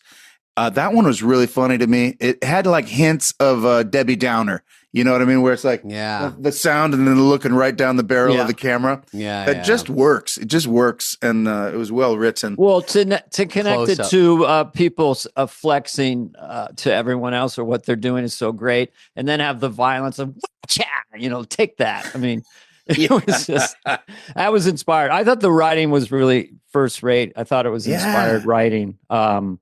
The Goth Kid Vacation really made me laugh, and you came in there. Oh yeah, that was a great pre-tape. We filmed that the day before, but that other song, the Making Love, that was oh shit, I'm getting a phone call. Sarah Squirm. Sorry. Is it Sarah Go ahead and Squirm take it. calling We you? have editing capabilities. Go ahead. Why didn't I should have done the thing where you turn off your phone? yeah, duh. You call Entertainment Weekly back. Yeah. Anyways, that Making Love Sarah one, Squirm. Yeah. we did it in the rehearsal before the dress rehearsal, and it was a hot mess. I was like, there's zero chance this is going to make it to air. And something happened where they just cut out a few lyrics, a couple stanzas, made it a little easier. And all of a sudden, it was one of my favorites of the whole night. And that song really was like a catchy tune. Yeah. And when Brandy Carlisle comes in at the end and sings her ass off, I was like, holy shit. So it's kind of a funny thing that can happen where from the first rehearsal to the dress rehearsal, something can click and it gets to be 100 times better. I know. And then it clicks and then it's on live TV and you're done with it. That when it works, and you get it's Brandy magic, in it too. But it really fun. came together. You two floating in air and then Bowen and then her voice sounded so great. Was it a lavalier mic or did they put a little bit of echo on it? She was just, she has one of the voices of our time, basically. She actually does have just an incredible voice, but they did a good job of miking her, but I think it is just her resonating chamber. I think the Joker is one of the best, kind of pop rock song of the last decade. And I've played it for people. Sometimes with people you're around, maybe YouTube's on, you go, hey, have you heard this song, heard that song? I've won stereo wars by going, have you heard this? And then they just go, they can't believe it, how brilliant the lyrics are, and her vocal is crazy. So anyway. I think another one that deserves a shout out, because in the first read through that we did on like that first day or the second day, there was this one for the Flamin' Hot Cheetos and then the Flamin' Hot commercial Preparation H. I laughed so hard in the read through that I got a little bit injured. Have you ever had that where you laugh too hard and you pull a muscle in your ribs? And it made me like have to hold a different body position for the next two sketches. And I was really glad that made it to air. But when I saw the final version of it, I was like, oh, holy shit, you can see like the side of my butt cheek. This is really kind of way more intense than I had even imagined while we were reading it at the table. But they added so many graphics. And well, you've shown throughout your career that you're game for anything, like, but I did see the side of your ass and I thought, where is this going? How graphic is this going to go? Yeah. Show more ass. They didn't show whole, but they'd get all the side cheek you could ever want. We did the pre-tapes like the day before. Did we do those on Friday? No, I think we did them on Thursday, but it was a lot. I mean, they fucking beat you up. It was on Friday, and I remember it because I had to wake up at the fucking crack and do like almost a full day of pre-tapes because we did two. We did Preparation H and Goth Kid in Jamaica, which was also really funny. Pre-tape. Did you do that in read-through or you said read-through, but for pre-tapes, they don't just assign them. You actually read them and say, oh, they're working. Yeah, but I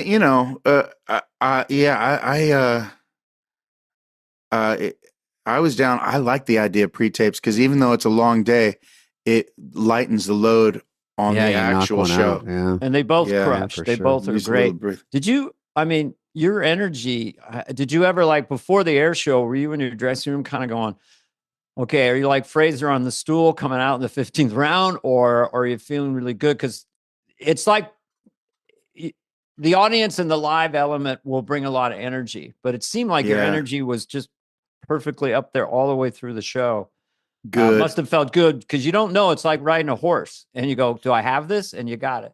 You know what's weird is right before the show, a couple hours before actually, Donna, the lady, the real nice lady who dresses you and does all the quick changes, is running all around. Mm-hmm. She said, is there anything you'd like to eat, honey?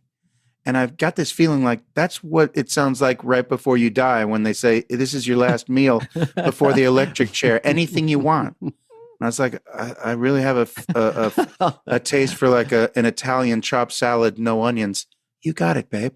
We're going to get it for you. I know. I love when they're calm backstage. But when I was there with Maya and everybody, everybody felt like right after dress, everyone wanted to literally just crawl into a bed. Like there's a moment I said, this is normal. Right now, you're going to want to go to sleep. You're exhausted. I did take a nap. Yeah, you did. Yeah. Oh, you did after dress? I didn't take a nap, but I laid down because there's like an hour and a half, 2 hours. Yeah. And I just Donna got me a nice pillow and I just put my head down for a little while. You fucking baby. Because the knocking is the tough part. You know, if someone didn't get the memo and you're just about to nod off. Oh, Jack, No, excuse me. Oh, I'm sorry. I didn't know you were resting. Oh, it's just we're doing a change on the. I'll come back later. All right, let's let him go, Danny. He's been a good sport. Oh man, great to see you guys. Jack, you're a stud, dude. Thanks for talking. You're the best. I love anytime. The chrono idea. I'm going to do that. Chrono marathon. Yeah, I'm going to do it. I've been doing it with the Beatles. Maybe I'll do Todd. Have you done it? Have you done it with the Beatles? The chrono marathon? I just do so much of them. But I haven't done literally from Love Me Do all the way to the end of side 2. No, that would be another way to hear those early albums a lot because you're like, they were still just kids. They didn't really get their sea legs still rubber soul. But you got to go all the way. Well, let me just say two things before we hang up because this is, the early Beatles, they weren't so good. No, they did the best 2-minute pop song. She Loves You, I Want to Hold Your Hand. They reinvented the genre. It's not like they got better. It's just the group that became that group. Of course, they would do the best 2-minute pop songs in history. And the other one was that Penny Lane and Strawberry Fields were recorded before Sgt. Pepper, after Revolver. They were going to be on Sgt. Pepper, but they made them into double A side. So they were just a single. Strawberry Fields and Penny Lane. And then they all the leftovers ended up, along with I Am a Walrus, on Magical Mystery Tour. So Magical Mystery Tour, in some ways, is the greatest album ever made because it has Strawberry Fields, I'm a Walrus, and Penny Lane. Just those three and others. Did you see that 8-hour movie that Peter Jackson made? Oh, yeah. That's the fucking... Well, that's your boy. I had to break it up into 3 pieces, though. I watched like the first 3 hours and second and... But that boy, to see them writing that album, Let It Be, right? It was that's one of those times where you're like, if I could just be a fly on the wall for this one time in history, that would be heaven. He fucking got it. He got the fly on the wall and one of the top 10 things you'd ever want to watch. 4 weeks later, they go to Abbey Road with George Martin, and they're starting to do Abbey Road. And, because you see the antecedents there, he's going, I don't know what to do. Is something in the way, just say like a cauliflower, something so you get the lyric, What's funny to me is that the whole film, all of that shooting was an afterthought. It was the camera crew and director who was filming some shitty movie that Ringo Starr was shooting. That no one ever heard of or saw. But they were like, hey, since we're here, is it okay if we just like film the making of your next album with the Beatles? Oh, ask the boys. Best thing in the world. Is it cool if this guy comes in and films? We probably should actually. It's not a bad idea. And then they fucking got this gold. It sat there. I love the guy who keeps on going up.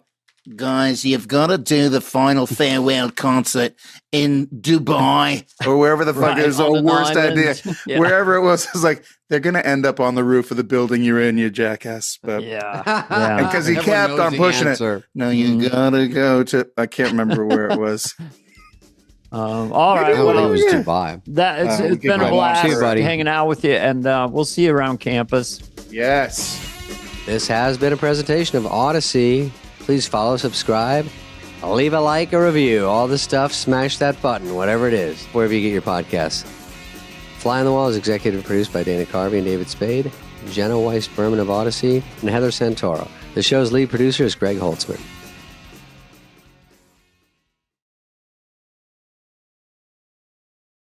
Okay, we got Larry David, one of our favorites that we've been trying to get for a little while, but of course we know he doesn't like to do anything, and but he made it. He came to the house actually insisted he on. Drove in, and we were very flattered. Is one of the guests we wanted to always get, possibly the most influential comedian or best comedian of the last many years. But yeah, he had a great sense of humor. I do go off on a few bits. I apologize for that. Yeah, I think the crowd will be just as happy as he was. He was laughing so hard. He's a great crowd. We touch on a lot of topics, and Seinfeld, Curb, all the usual things, the usual suspects, and some other stuff. We sort of jumped around, talked about the 50th, talked about the 40th, and now and talked about the 30th. And we talked about, I did Curb, and I walked you through the process. And overall, I think we ended on a real high note. He was laughing pretty hard. So that was a real victory. Enjoy the episode. Fun. Yeah, you'll see what happens. Always say no. Always say no. It's the best advice you could give anyone. Never agree. I was just talking to somebody the other day. They go, why did I say yes to this? Why did I say yes? Everybody goes through that every day. Yeah.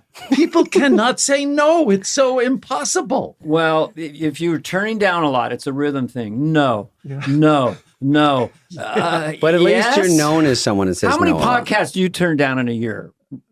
300. I don't want to. Over 1,000? Over 1,000. I don't want to sound immodest. 2,000? There is, listen, Nancy Reagan had it right. Just say no. And no one listened. Yeah, completely. She was right on a lot. She was talking about drugs. Well, can I do my Reagan? He got his Reagan in. By the way, early. I'll sit here for an hour and just listen to you. Well, I like this rhythm. I'll see if you like this rhythm. It's Reagan dealing with modern enemies, right? Who are they? What? Tell who? Benny what? What they do? To who? Where? When? How? Why? Well, then we have no choice. Fire away with everything we got, and then call them and see if they're still there. There. That was it. I made Larry David laugh. I've got one for you that if you can do, I would just ask you to do it every time I saw you. Okay. A younger Biden, not the old Biden, a younger Biden. With that Baltimore. I don't have one of those. That Baltimore accent. I know. Well, that's very specific. You know that accent I'm talking about? They did it in that series. What was it called with Kate Winslet? Oh, yeah. This something. Mayor. Yeah. And they had that. No, I know. It's very subtle. They all had that accent. He's got some of that. Right.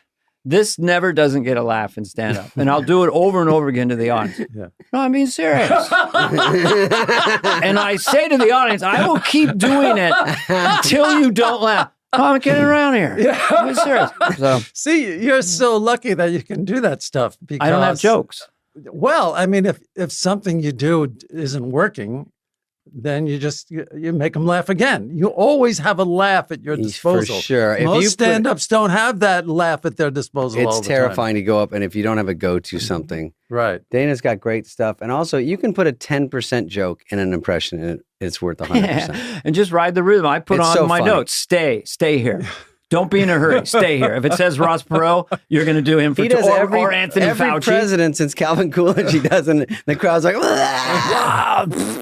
yeah, they freak out. But a young Biden, that's a challenge. Yeah. You do FDR? No, now I'm doing JFK. Yeah. We don't do it because my bit on JFK now is that he needs an AI. Bobby needs an AI that his voice will then go to JFK's voice. Oh, Bobby's? Yeah, because we all sound like Bobby if we smoked pot in high school. It'd be like, I can't believe what the pharmaceutical companies are doing. Introducing JFK AI. We understand that the pharmaceutical companies are doing. I'm just going to do this all afternoon. Oh, come on! I'm thoroughly entertained. But it's a good I have to finish the line to listen to it. Go ahead. See if you can say we don't do it because it's easy. We do it because it's hard. We're the right age group. Yeah, crickets up here. Yes. So you're settled in. You said yes. You're here. Do you need anything?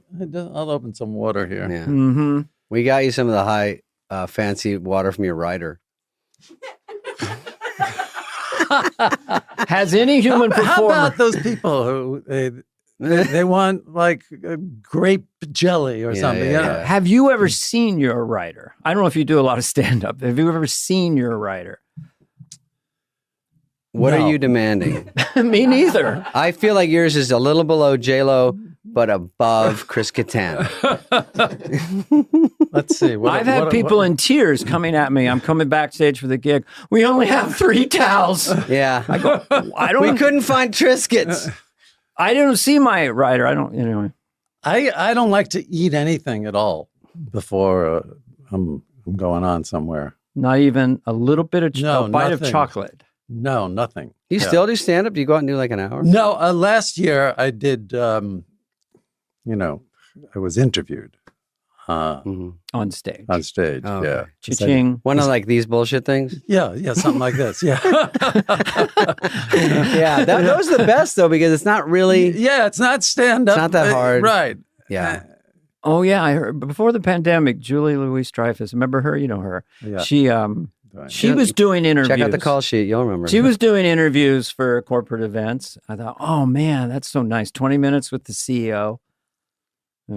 Yeah. She rakes What's it the in. question that makes you the happiest, and what's the question that is annoying for you? I think I have an idea. I think now the most annoying question is, are you going to do another season? Ugh. Yeah. Oh, Yeah. well, now that we're here. Did you just say yes at the end, meaning you're not, are you? I didn't know that your special was named Curb Your Enthusiasm. Is that true? Your stand-up special? And then you borrowed that. Yeah. You took that in. And was it 2000? Has it been around that long? Yeah. Mm-hmm. God dang. 2000. And you've had people on Curb that went on to be bigger stars. You actually got them early. Yeah, who? I'm asking you. Me?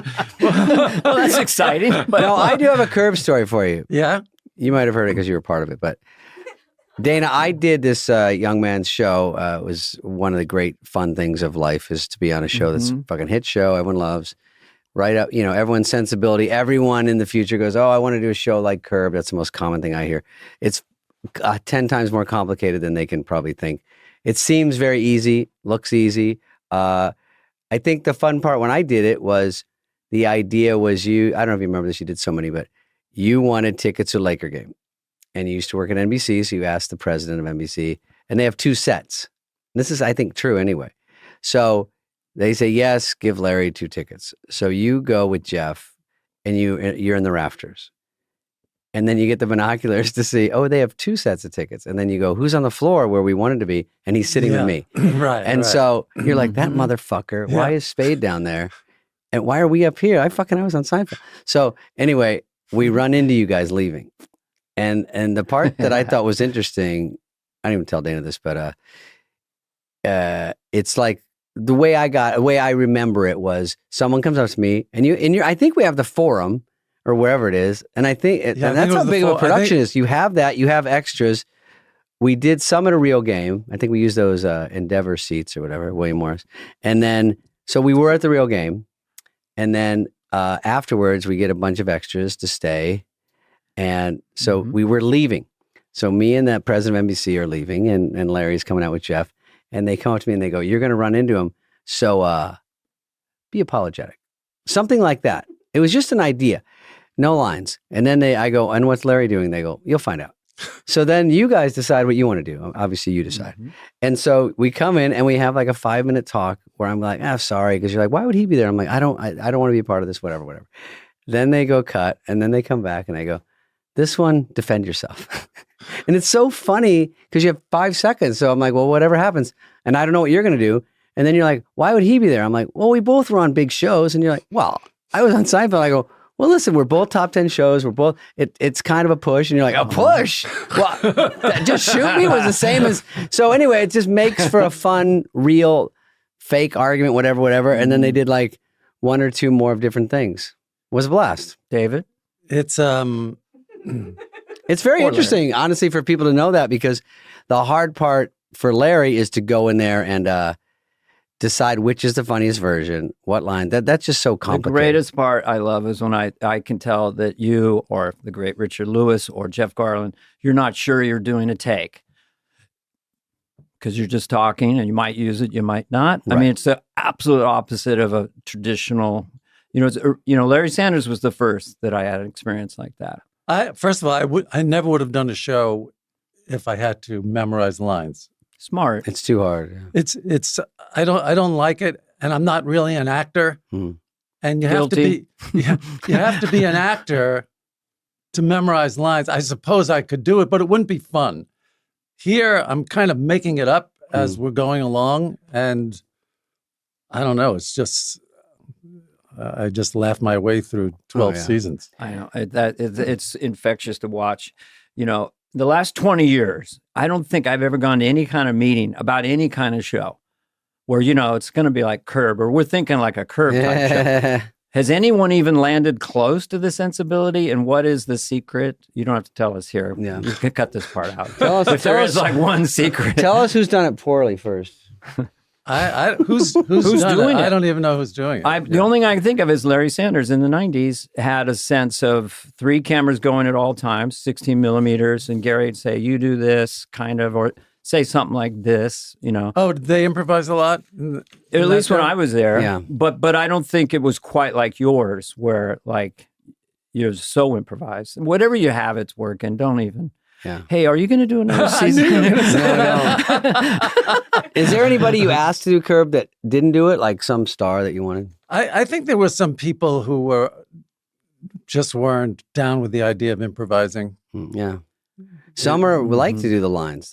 They'd be more comfortable. More comfortable. It's hard to make lines your own. That's hard when you're doing shows and movies. That's why they sometimes feel stiff, because if you can just play off what's happening at that second and the attitude, that's way more fun.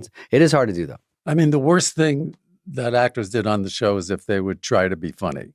Yeah. Or they come and going, I'm funny. Trying to come up with like funny lines. No. Yeah. The hardest part I've seen, even on like for Adam on Sandler and those movies, is a lot of people that come on that have never worked with them. First of all, proclaim their funniness, which is always a red flag. And then they come up and say, I had some ideas for the scene. And for you to be the creator and you can't blame anyone else, and you have to say no. So when they come to you and go, Larry, I thought I'd play it more. I got a guy that talks like this, and you got to go, oh, fuck. Can you just don't do that? It's a hard position to be in. No, it's very easy. Okay. I was trying to help you a little bit. It's not hard at all. No, that's not good. Don't do that. Okay. I've got 2 I wouldn't, and they would slink away and go, fuck. Sometimes at auditions, actors would try and cry. I go, oh God, no, stop, no. Oh man, the 2 metrics now. Never have a line that's written that someone has to say, and don't anybody ever be caught trying to be funny, unless the character is trying to be funny. Yeah, exactly. That's different, but none of that winking. It's a real Rubicon. You can really feel it in sitcoms when it's just pushed. Well, I like you the did stuff. Good. I'm just saying I'm a fan. The stuff that's played like in a wide shot is always good. Sometimes you get on a movie and they go, Dana and I talk about this, you get too locked into 2 shot, 1 shot, pushing, and you're losing all the momentum and all the fun of it, and it looks too stiff, back, forth, back. Sometimes it's nice, those old Woody Allens or whatever, even Tarantino in a wide shot, just 2 people talking, looks real. You've got to figure out where to look instead of going, look here, look there, we got it. We've seen it. The Woody Allen thing is a little scary. Because I did. Oh, you did a couple. What was the name of that movie? It's called A Couple, Dana. Yeah. Whatever. Woody Allen. Yeah. Anyway, I did one. Once upon. He doesn't remember. And, because he does these you got to get it all in one. Mm-hmm. And the whole take, I'm going, I got 4 more lines to go. I'm not comfortable at all because you can't make a mistake. There's no cutting. Yeah. After my first take, the first day of filming, after the first take, he comes up to me and he goes, not terrible. And now I use that every time somebody asks me, how you doing? I go, not terrible. Yeah. That's a good medium place to be. Robert Mitchum told me that the guy who played Tarzan, because Robert Mitchum was a guest host, and he was the host at SNL. I go, hey, how you doing today? He goes, worse. I go, worse? Why do you say worse? Because I think it was Lex Barr, some guy who played Tarzan. he came out of his trailer, said, "I feel great," and then did a header, So ever since then, he just says worse. I love that. Oh, you did Tough Guys? Is that the one? I did so much shit. I was so bad. I have a Hall of Fame. So bad. I can't say lines 175 times between all the takes and all the close-ups. And by 4 p.m, you first said the lines at 7 a.m. and by 5 o'clock, it's not even English. Going in tight on Dana. You guys got some heads of hair on you, the two of you, Best hair money combined. When did you know? Did you ever think like, oh, I'm going to have all of my hair for the rest of my life? Did that thought occur to you at some point? Yes. I had a pretty good head of hair. First of all, it went way up in these corners that are covered right now when I was in my 20s. So I went to a barber. He goes, you're going to be gone by 30. What? Really? Yeah, barber guy. He just saw it going back. But it went back and then it stopped. Wow. Very rare. And then, and then I do take a little finasteride. What's that? I'm sorry? It's stuff that keeps formaldehyde. Your hair, what does that do? Keeps your hair in your head. Really? Yeah. Matthew McConaughey does it. All right. Dude, I grew up, I put motor oil. Everything I could find, I threw in my hair, just trying every trick in the book. It's so horrible. But let me just explain that because we'll get letters, old-fashioned parlance. Go ahead. Dosage matters with any med you take. I had this woman, she was trying to do super vegan and she was emaciated. She was 87. I go, you could have some salmon. Oh, no, I can't. Well, I tried a statin and I had terrible side effects. Would you ever think of taking a lower dose? Ask your doctor. So she lowered the dose, took her cholesterol down, no side effects. So the same thing with finasteride. People were popping it like candy. Then they had sexual side effects, depression. You just need a little bit to keep the hair in your head, and it will grow hair. I don't get it. You had to give her that advice? What? The doctor couldn't tell her that? She couldn't read the back of the bottle. Doctors are not really, most of them are just high school seniors that have a lab coat on. They don't know anything, most of them. They're terrible. I mean, right? I mean, do you... What, doctors? Yeah. I still have great faith in them. Yeah. Yeah, Dana. Interesting. Yeah. I look at you all. They're doctors, Dana. Doctors. I know. I used to bow down. We were talking about to a contractor or a landscape architect. We'll put a big tree right in the middle of the grass. Why? Well, you need it. No, you don't. Well, you can never have a doctor as a friend because you'll lose all confidence. You see, they're so human. How could you? Right. You're kind of stupid, actually, in life. Well, you can read the same stuff they're reading. You can read NIH, you can read Harvard, whatever. You can read everything the doctors read. Why are you reading that?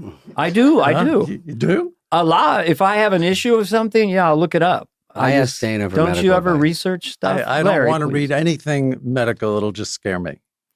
I never look at anything medical. Do you get this when you go to the doctor? They talk about everything jokey except for what's wrong with you. Like they come in, how's it going? What's been going on? Have you been on the road? And I'm like, I've been sitting here for 49 minutes waiting, and I know I've got a 6-minute window with you. Like, let's get to the stuff. And then they go, in the last second, oh, right, bend over and stick a finger in your ass. Okay, sorry, I almost forgot that part. Did you ever do a prostate exam joke? No. Yes. I didn't think you would. Oh, I thought you were talking to me. Oh, yeah. The cheesiest one that always gets, I've never done one. I've never written one, but the one that made me laugh the most was, look, Ma, no hands. Yeah. I mean, that's a stock joke. It wasn't mine. Yeah. No, the joke that you try to bury into real life is when I was playing the Mirage, I go, David Copperfield was in the steam room. I milk it out so long, and they go, he was in the steam room? And I go, yeah. And he's sitting next to me, but his towel slid off. He was just sitting there weird. And he goes, hey, I go, can you do magic now that you have nothing here? And he goes, yeah. And I go, it's not real. And he goes, all right, quickly. He goes, get up. He gets behind me. And he goes, all right, do you feel my thumb in your ass? And I go, yeah. And he goes, ta-da. Reaches around me. So it was sort of magic. That's funny. Did you ever do a Hitler joke? You do a lot of Hitler jokes. I'm not talking about the editorial, but just because everyone has a Hitler joke. What's your best Hitler joke? I did. I used to do one in stand-up. It had to do with about Hitler going to a magic show. That's already it's already fun.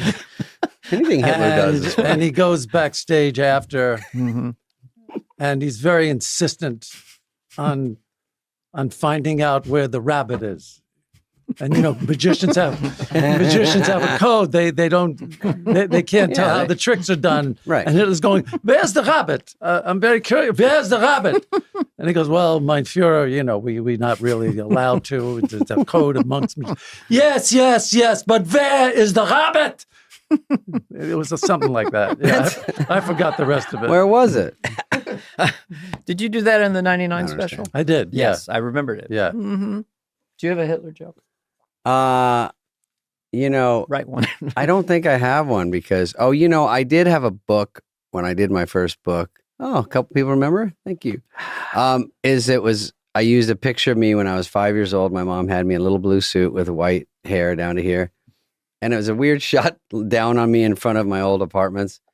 And I'm just standing so stiffly that I said, what if we called the book Mr. Hitler Will See You Now?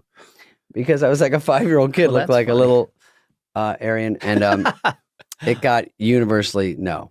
So, and I'm kind of glad because I sort of skim over stuff. I'm from Arizona. We were never into religion. We were never into many things that could be very offensive. Mm-hmm. And so we joked about everything, racism, all this. So sometimes I would stumble in my act and say things too far, and someone would pull me aside and say, I wouldn't say that anymore. And I wouldn't know how deep these things went or hit. And I'd be like, okay. So it took me a while. Even on that one, it was a little late in the game. But to even say I should do that.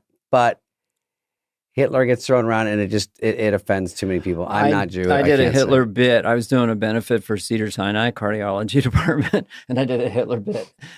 A guy had actually put a stent in my chest. Goes, "Do you know where you are?"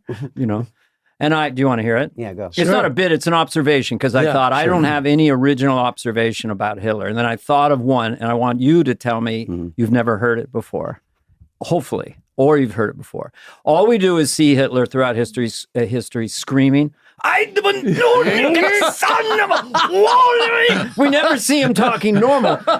We do this for a living. He must be exhausted backstage, just wiped out, almost effeminate. Yeah. Oh, Himmler. I can't feel my deltoid. Whoever said to do this, shoot him. He gets off stage and goes to the green room, and he's like, they were good. They were pretty good. He's but back just to his exhausted Hitler Langeres, gutting my little Luftwaffe man. Yeah, that's great. Don't fat shame yourself. I have a cookie. I eat it. I put the plate down. You have a good cookie. Your brain throws a party. You have 100 cookies. So he breaks down, addiction to carbohydrates. That's funny. Okay. Hitler's green room. What's on his rider? Mm-hmm. All right. Mm-hmm. I look at my notes. There's literally no notes to ask anything. It's too... Go ahead, Dana. Whatever you got. Well, I know this will make you happy. Jalen Brunson. Yeah. New York Knicks. Yes. Right in the throes Stephen of A. Smith and LeBron. Who would win if they went? Because we think we know, but Stephen A. Smith isn't tiny. I mean, I would get snapped in half by LeBron. Hey, Stephen A. Smith would get snapped in half. Yeah. LeBron is a beast, man. It's unbelievable. Yeah. What is he doing? I don't know. He's 40 years old. It's just incredible what he's doing. Yeah. If I had that money, I think, and he's already like such a perfect specimen athlete, I don't know what I would do. I don't know what I would obviously pour it back into trying to stay alive till I'm 100. I look at Brad Pitt and I go, I don't know what's going on, but if no one's going to get to regular Brad Pitt. He looks even better now. I'm like, fuck that. That's like cheating. Because he could have been fine skating along. And if he did, I don't say he did because mostly just jealousy and anger. But if he did something, I'm flying to that guy and just saying, do whatever you got to do. Because someone told me on my comments, it looks like I slept on my face. And those sting, Larry.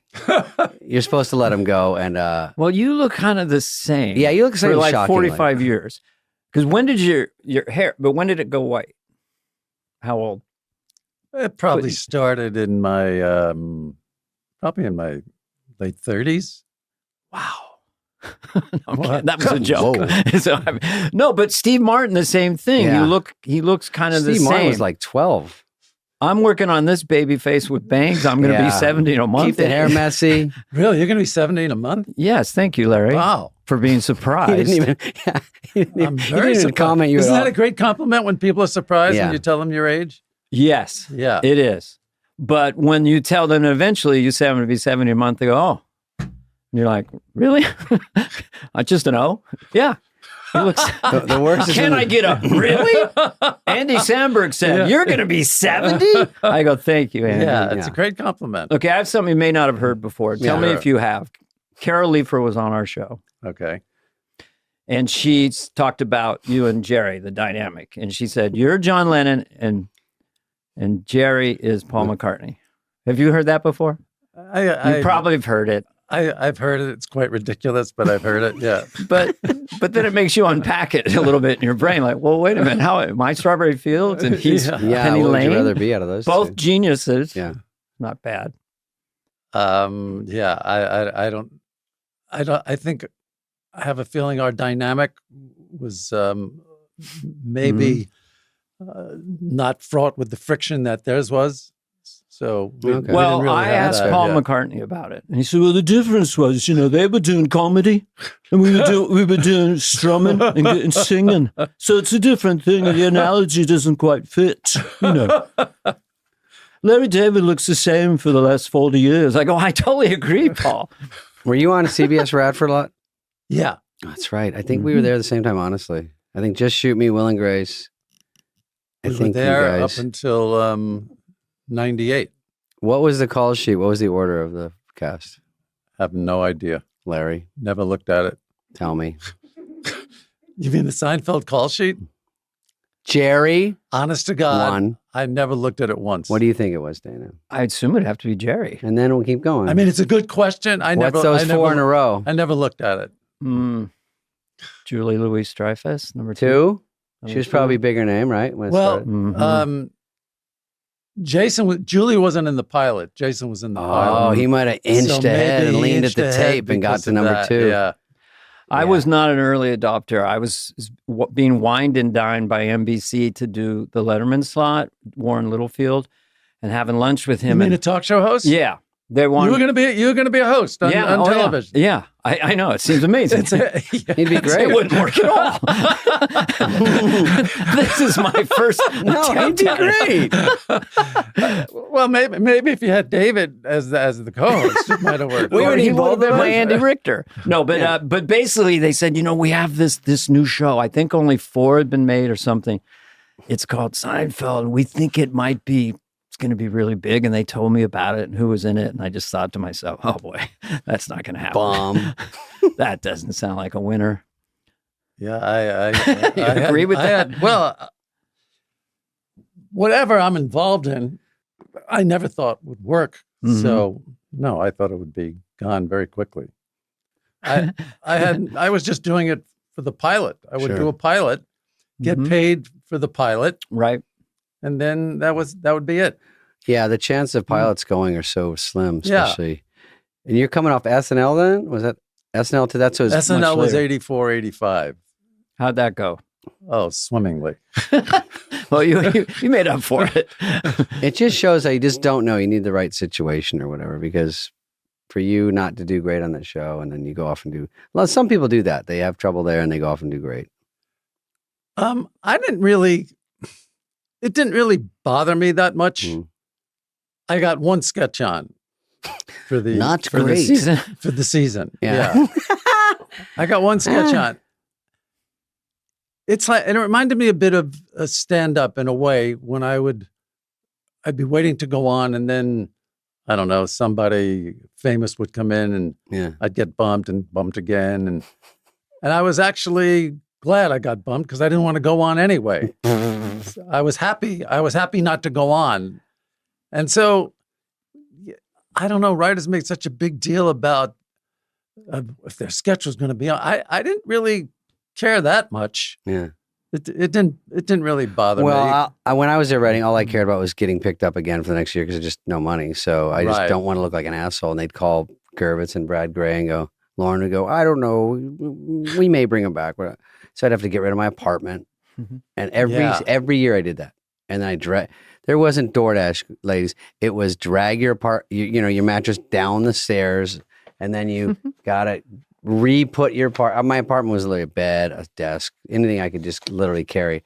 And then 2 months later, we'll bring him back. And then I'm like, so I gotta go move back, find an apartment. It's so dumb, but They like to keep you on the edge of your seat there. So you didn't have Lauren. Lauren was not. Oh, you didn't have Lauren? No, I didn't have Lauren. Oh, I was just doing an impression. It was a 10 out of 10. Unfortunately, you didn't know. No, he's hosted twice. I knew you were doing Lauren. Yeah. It was a very subtle, No, Dick Ebersol. It was too real. It's kind of a sporting event. Someone said about SNL. It's rock and roll. It's loud. I mean, there are subtle. Jack Handy used to do his deep thoughts, and there are subtle sketches. It's funny, but I think I heard that you and Jerry just said for sure at this point, we're just going to do the show for ourselves. We're not going to try to project what the network or even the audience will like. That's what I felt that Seinfeld. That's what we did. Yeah. So but you were. I remember we went out to dinner very early on, and I said I just can't. How are they letting us do this? I was shocked. Were the audiences biting on it though? It was in front of an audience, right? Yeah, they were biting. So you thought, well, something's working here. Seemed like it. Because when we were doing ours, I like to keep comparing like they're the exact same. When we were doing ours or any sitcom, they would do it and then it would get a medium laugh and then we liked it all week. The people that we thought were funny to each other, and then they go, listen, the youth prisoners that they bust in for the show aren't biting on this one, so let's dumb it down a little bit. And then I go, well, let's not wind up with the one that these guys like. Because we believed in these jokes, and then they're scrambling and trying stuff. I'm like, then I don't even know what winds up on the show, but you go, you can't do that. Like, it's better to have something where you just pick it and say, this is our style, this is our vibe, like it or not. It was new, and we've gone through Cheers, Mary Tyler Moore, MASH, all these brilliant sitcoms, half-hour shows, and all of a sudden, there's a show with a puffy jacket or a soup Nazi. It just was instantly a different sensibility when I saw it, and I saw at least 13 of them. I don't know how many I've seen, but we didn't even know how to write a sitcom. We'd never done it before. You didn't have bad habits. That's good. You didn't know how to do a bad one, and there was no writer's room. Oh, really? Yeah, we didn't have a writer's room. Who wrote? Well, we knew some SNL people that wrote on there, but was it? I heard the idea was people would walk into a cold, like freezer room, and then it was you sitting there in a chair in the dark, and they would pitch. And then, I was always very nice. If you didn't like it, you would hear shame, and they'd walk out. But they said it was. They make it more than it is. They probably because they go, we'd have to wait, and then we go in and pitch, and then Larry would just shake his head. And you have a big laugh, and so they loved it if they could make. If they could make Larry laugh in the pitch. I was always very nice to everyone who came in. I could imagine. You're a good crowd right now. You're very open. When I see you out in the world, I don't see that much, but you always seem very loose and friendly. And there's no people. I think people think of this curmudgeon thing that's like a little because it's from the show. Character. That's me. This is the act. Yeah. Do more people talk to you? What do they talk to you about in order? They know you. Is it Seinfeld or is it Curb or is it something else? Now? Yeah. Well, now it's Curb. It's just Curb all the time. It's Curb, Seinfeld. Curb, Seinfeld.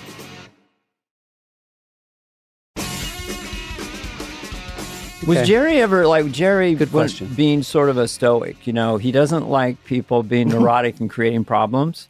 Because I've gotten to know him a little bit. I did comedians in cars and stuff. And so then I realized when he is abrupt about that, he's really slightly annoyed that someone would create a problem, out of nothing. So he would I'd say, I don't know about my act. How do you write new jokes? Just write them. It was like, And at first I was like, is this guy aggressive? No, just do it. He doesn't like neurotic comedians going, I don't want to play that club. Don't play it. I mean, does he like that with you? I mean, once I understood where he was coming from, we had him in here and I totally got it. He does not like problems that don't need to exist. And he just, no. Yeah, I like this stance when I said he doesn't do that many specials. And I said, all the comics now, they do a special for an hour and then they have to throw away the material. And he goes, why do they have to throw it away? I go, I don't want to throw it. I go, I have stuff that takes so long to sharpen it and get it to fucking work. And when I go on the road, they want to see a show that works.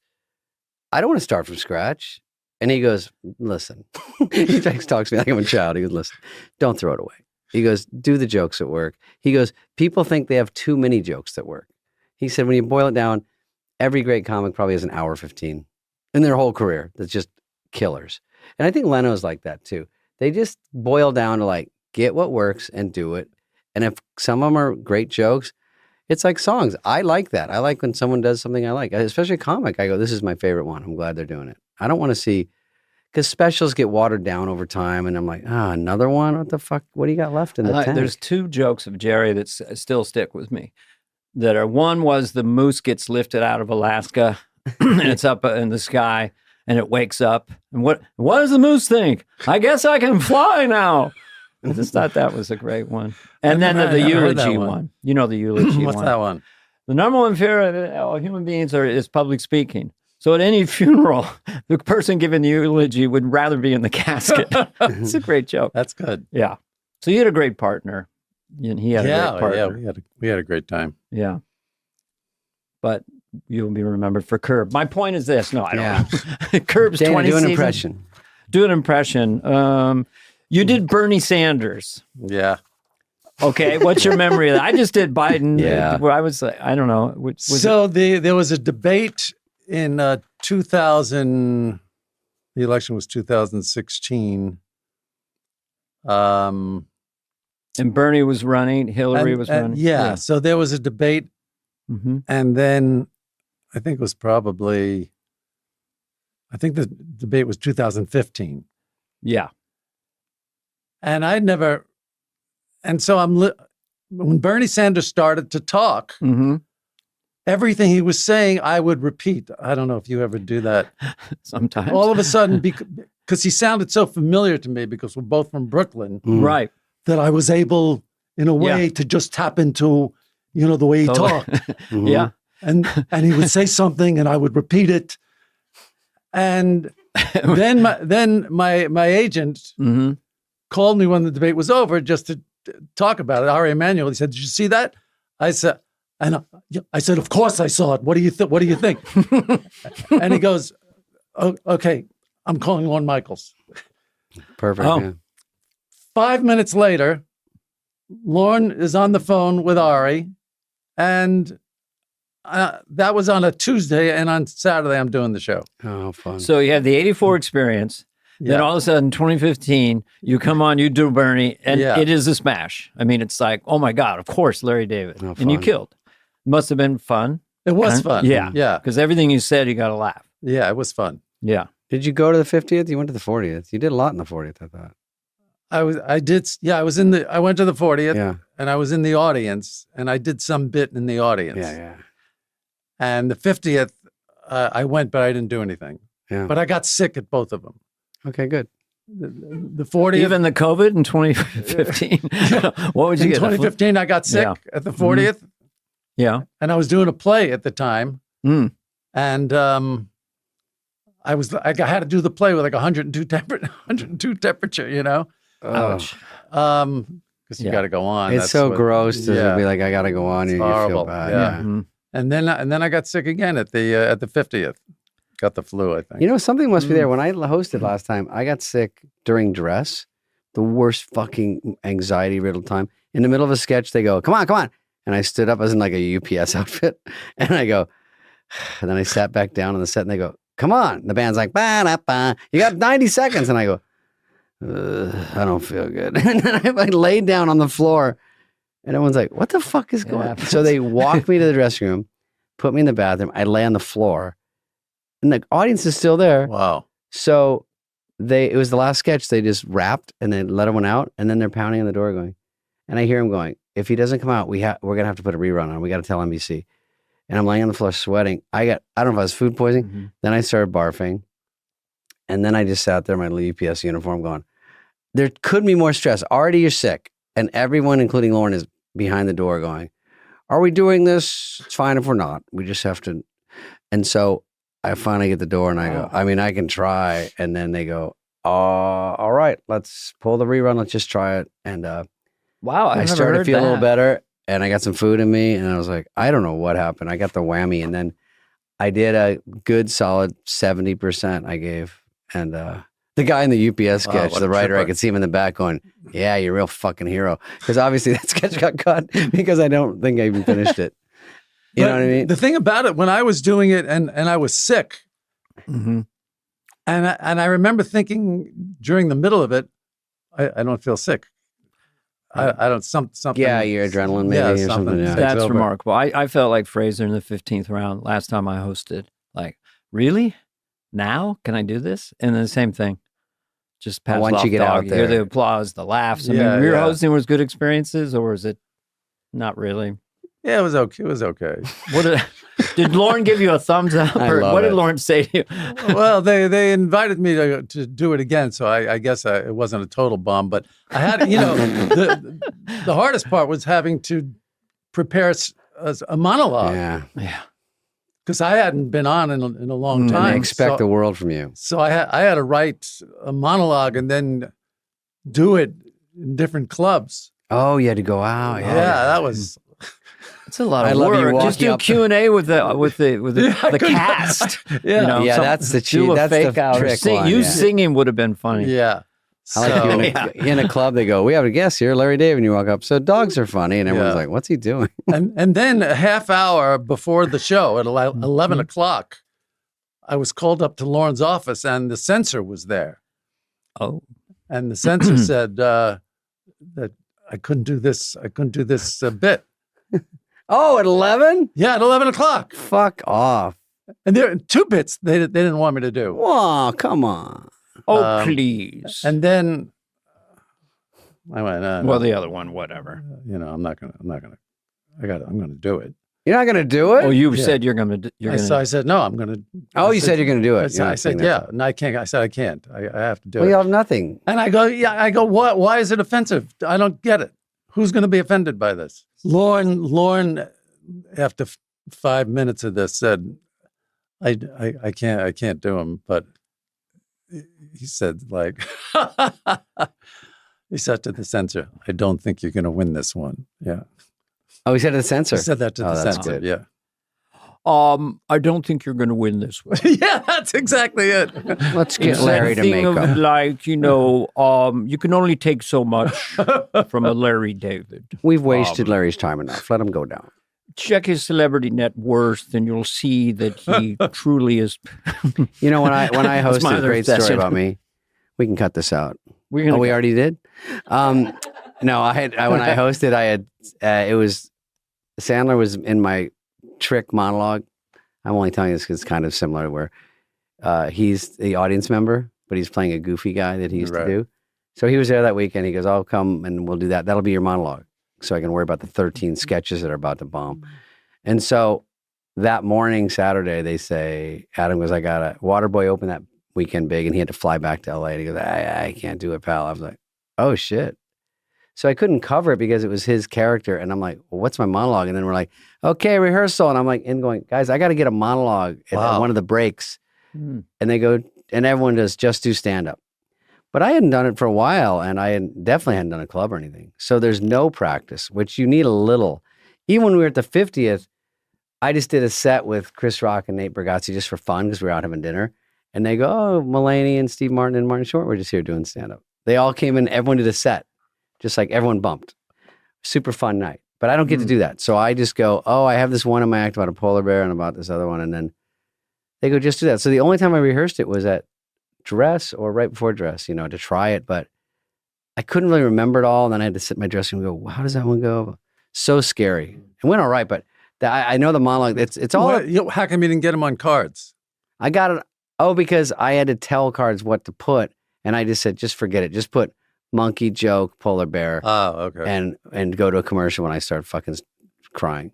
I don't like stand-up either. I mean, honestly, if any time a show was canceled, I was happy. You're happy, right? But if I go up and I'm killing, I go, well, this is kind of fun. But I never want to go. And I don't like... I'm exactly the same way. I never want to be in a de facto comedy competition. Go to the Comedy Store. There's 10 comics. I'm going to try new stuff. They're doing their A stuff. Lean into it.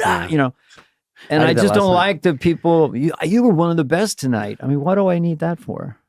I'm just like you. Do you do corporates? Do they call you to come in?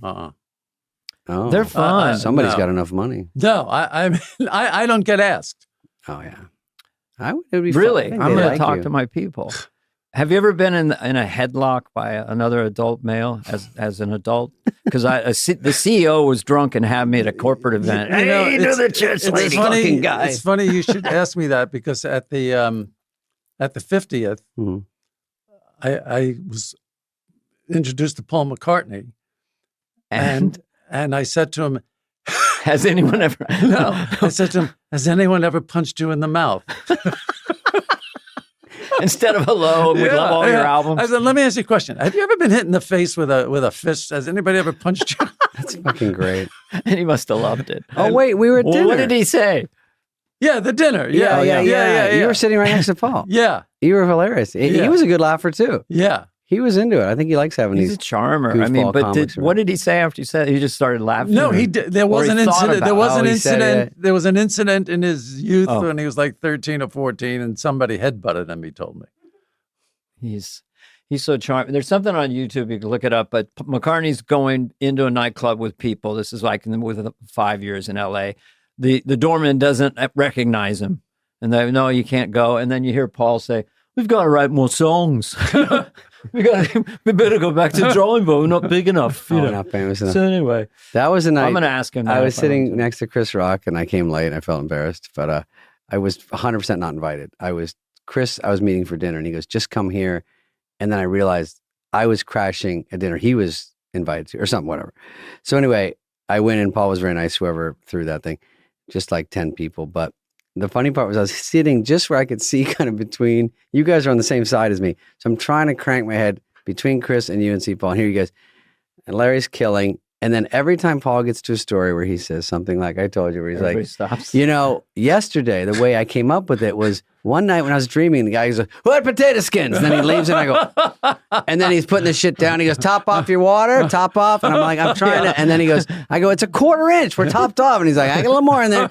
Then he comes out and I go, and he goes, "And that's how I came with yesterday." And I go, "Uh-huh." Then he goes, "The last thing John ever said to me, hey, coconut shrimp, hot plate. And I'm like, God damn, dude, I'm missing this thing I couldn't pay enough to hear Paul McCartney The talk dichotomy between how humble and Liverpudlian he is and the genius of the music. We sat down here for a plonk, John and I, like looking in the mirror. And that's how we came up with Abbey Road, We just plonked. It's like, what the fuck? What about Lennon? What would he say? What would he say? Yeah. Well, let's see. John Lennon, John would be more nasal, Paul was always one of those. Ringo's more like peace and love. They were me brothers. They're me brothers. They're me brothers, peace and love. Can you say anything else? No, me brothers, me love. And then Paul's like this, and George is sort of languorous, sort of laid back. They were the primary songwriters for me. They were my brothers, Oh, we love it. So anyway, I'm obsessed with him. Too much. I'm just trying to make you laugh because you drove 300 miles. No, it was easy. Do that Kim Kardashian one. What is that one? Kim Kardashian one? Oh, that's why I do John Lennon talking to Paul, John from Heaven, because I want to hear them talk, And, what happened to the big orange man, Well, he's president again, but he was beat by another man, named Joe Biden, And he goes, wasn't he, what about, didn't Kanye West, what happened to him? We flew away. We don't know what happened to him. Wasn't he with a woman named Kim Kardashian? How's she doing? I'm doing the short version. That John knows a couple little things. They talk regularly. A couple pop references. Well, she's a nice gal. Well, how does she make a living? Well, she takes pictures of her bottom. What's so special about her bottom? It's not a normal bottom. It's a bottom 2.0. It's like God made a fanny and attached a person as an afterthought. The whole family has big bottoms. All of them are doing it. And if they fall on their backs, they're sort of like turtles. They can't get up again. They have to have turtle wranglers lift them up, The whole family's doing it. One gentleman got so frustrated, he became a woman. So that's a truncated version of it. Hilarious. You have a great sense of humor. Can you come back tomorrow? Yeah. Well, I love impressions. So me too. If I see someone, them. Yeah. Bill Hader was on my show, and he was. Oh, he's so. Oh my God. Just Yeah. Did he do one of my bits, I think? Bert and Kirk or Jimmy Stewart. No, he gave you credit. He did Bert and Kirk. Yeah. He gave you full credit. I know. Yeah. It was flattering how much he loves it because I think he's absolutely brilliant, But he loves that Bert and Kirk thing. So. Yeah. I want you. I want you now. Now take it easy, son. We're just two men having fun. Don't keep bucking around like that. I only got so much play down there. You keep bucking around like that. So great. I want you. What are you going to do, cowboy? Come on, I'll take you. So I do this for 20 minutes. I once had John Lovitz throw up in a parking garage because I'll do it for 20 minutes. But because he was laughing so hard? Because it goes on and on and on and on, Shit. So I keep doing bits? No, we're doing good. I think maybe we wasted enough of his time. I mean, this is my current favorite. Do you want me to do it?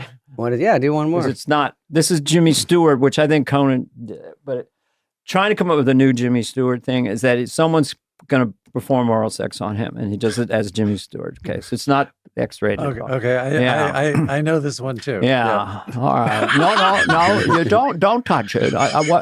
No, just slow down. Now I want you to slowly turn your head and look away. Yeah, that's it. Just look away. Now I want you to forget about it. Pretend you never saw it. Now slowly, but ever slowly, turn your head back around and discover it again. That's it.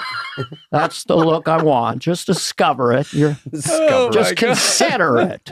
Now slowly, so that's my latest toy. That's just hilarious. I've never done this many bits on a show. That's so funny. Discover it and consider it. Well, I have one where he leaves the house. Now I'm going to go around the corner and get a soda pop, and I want you to forget all about it. You never saw it. Then I'm going to come back, and I want you to slowly turn and discover it again, like it's brand new.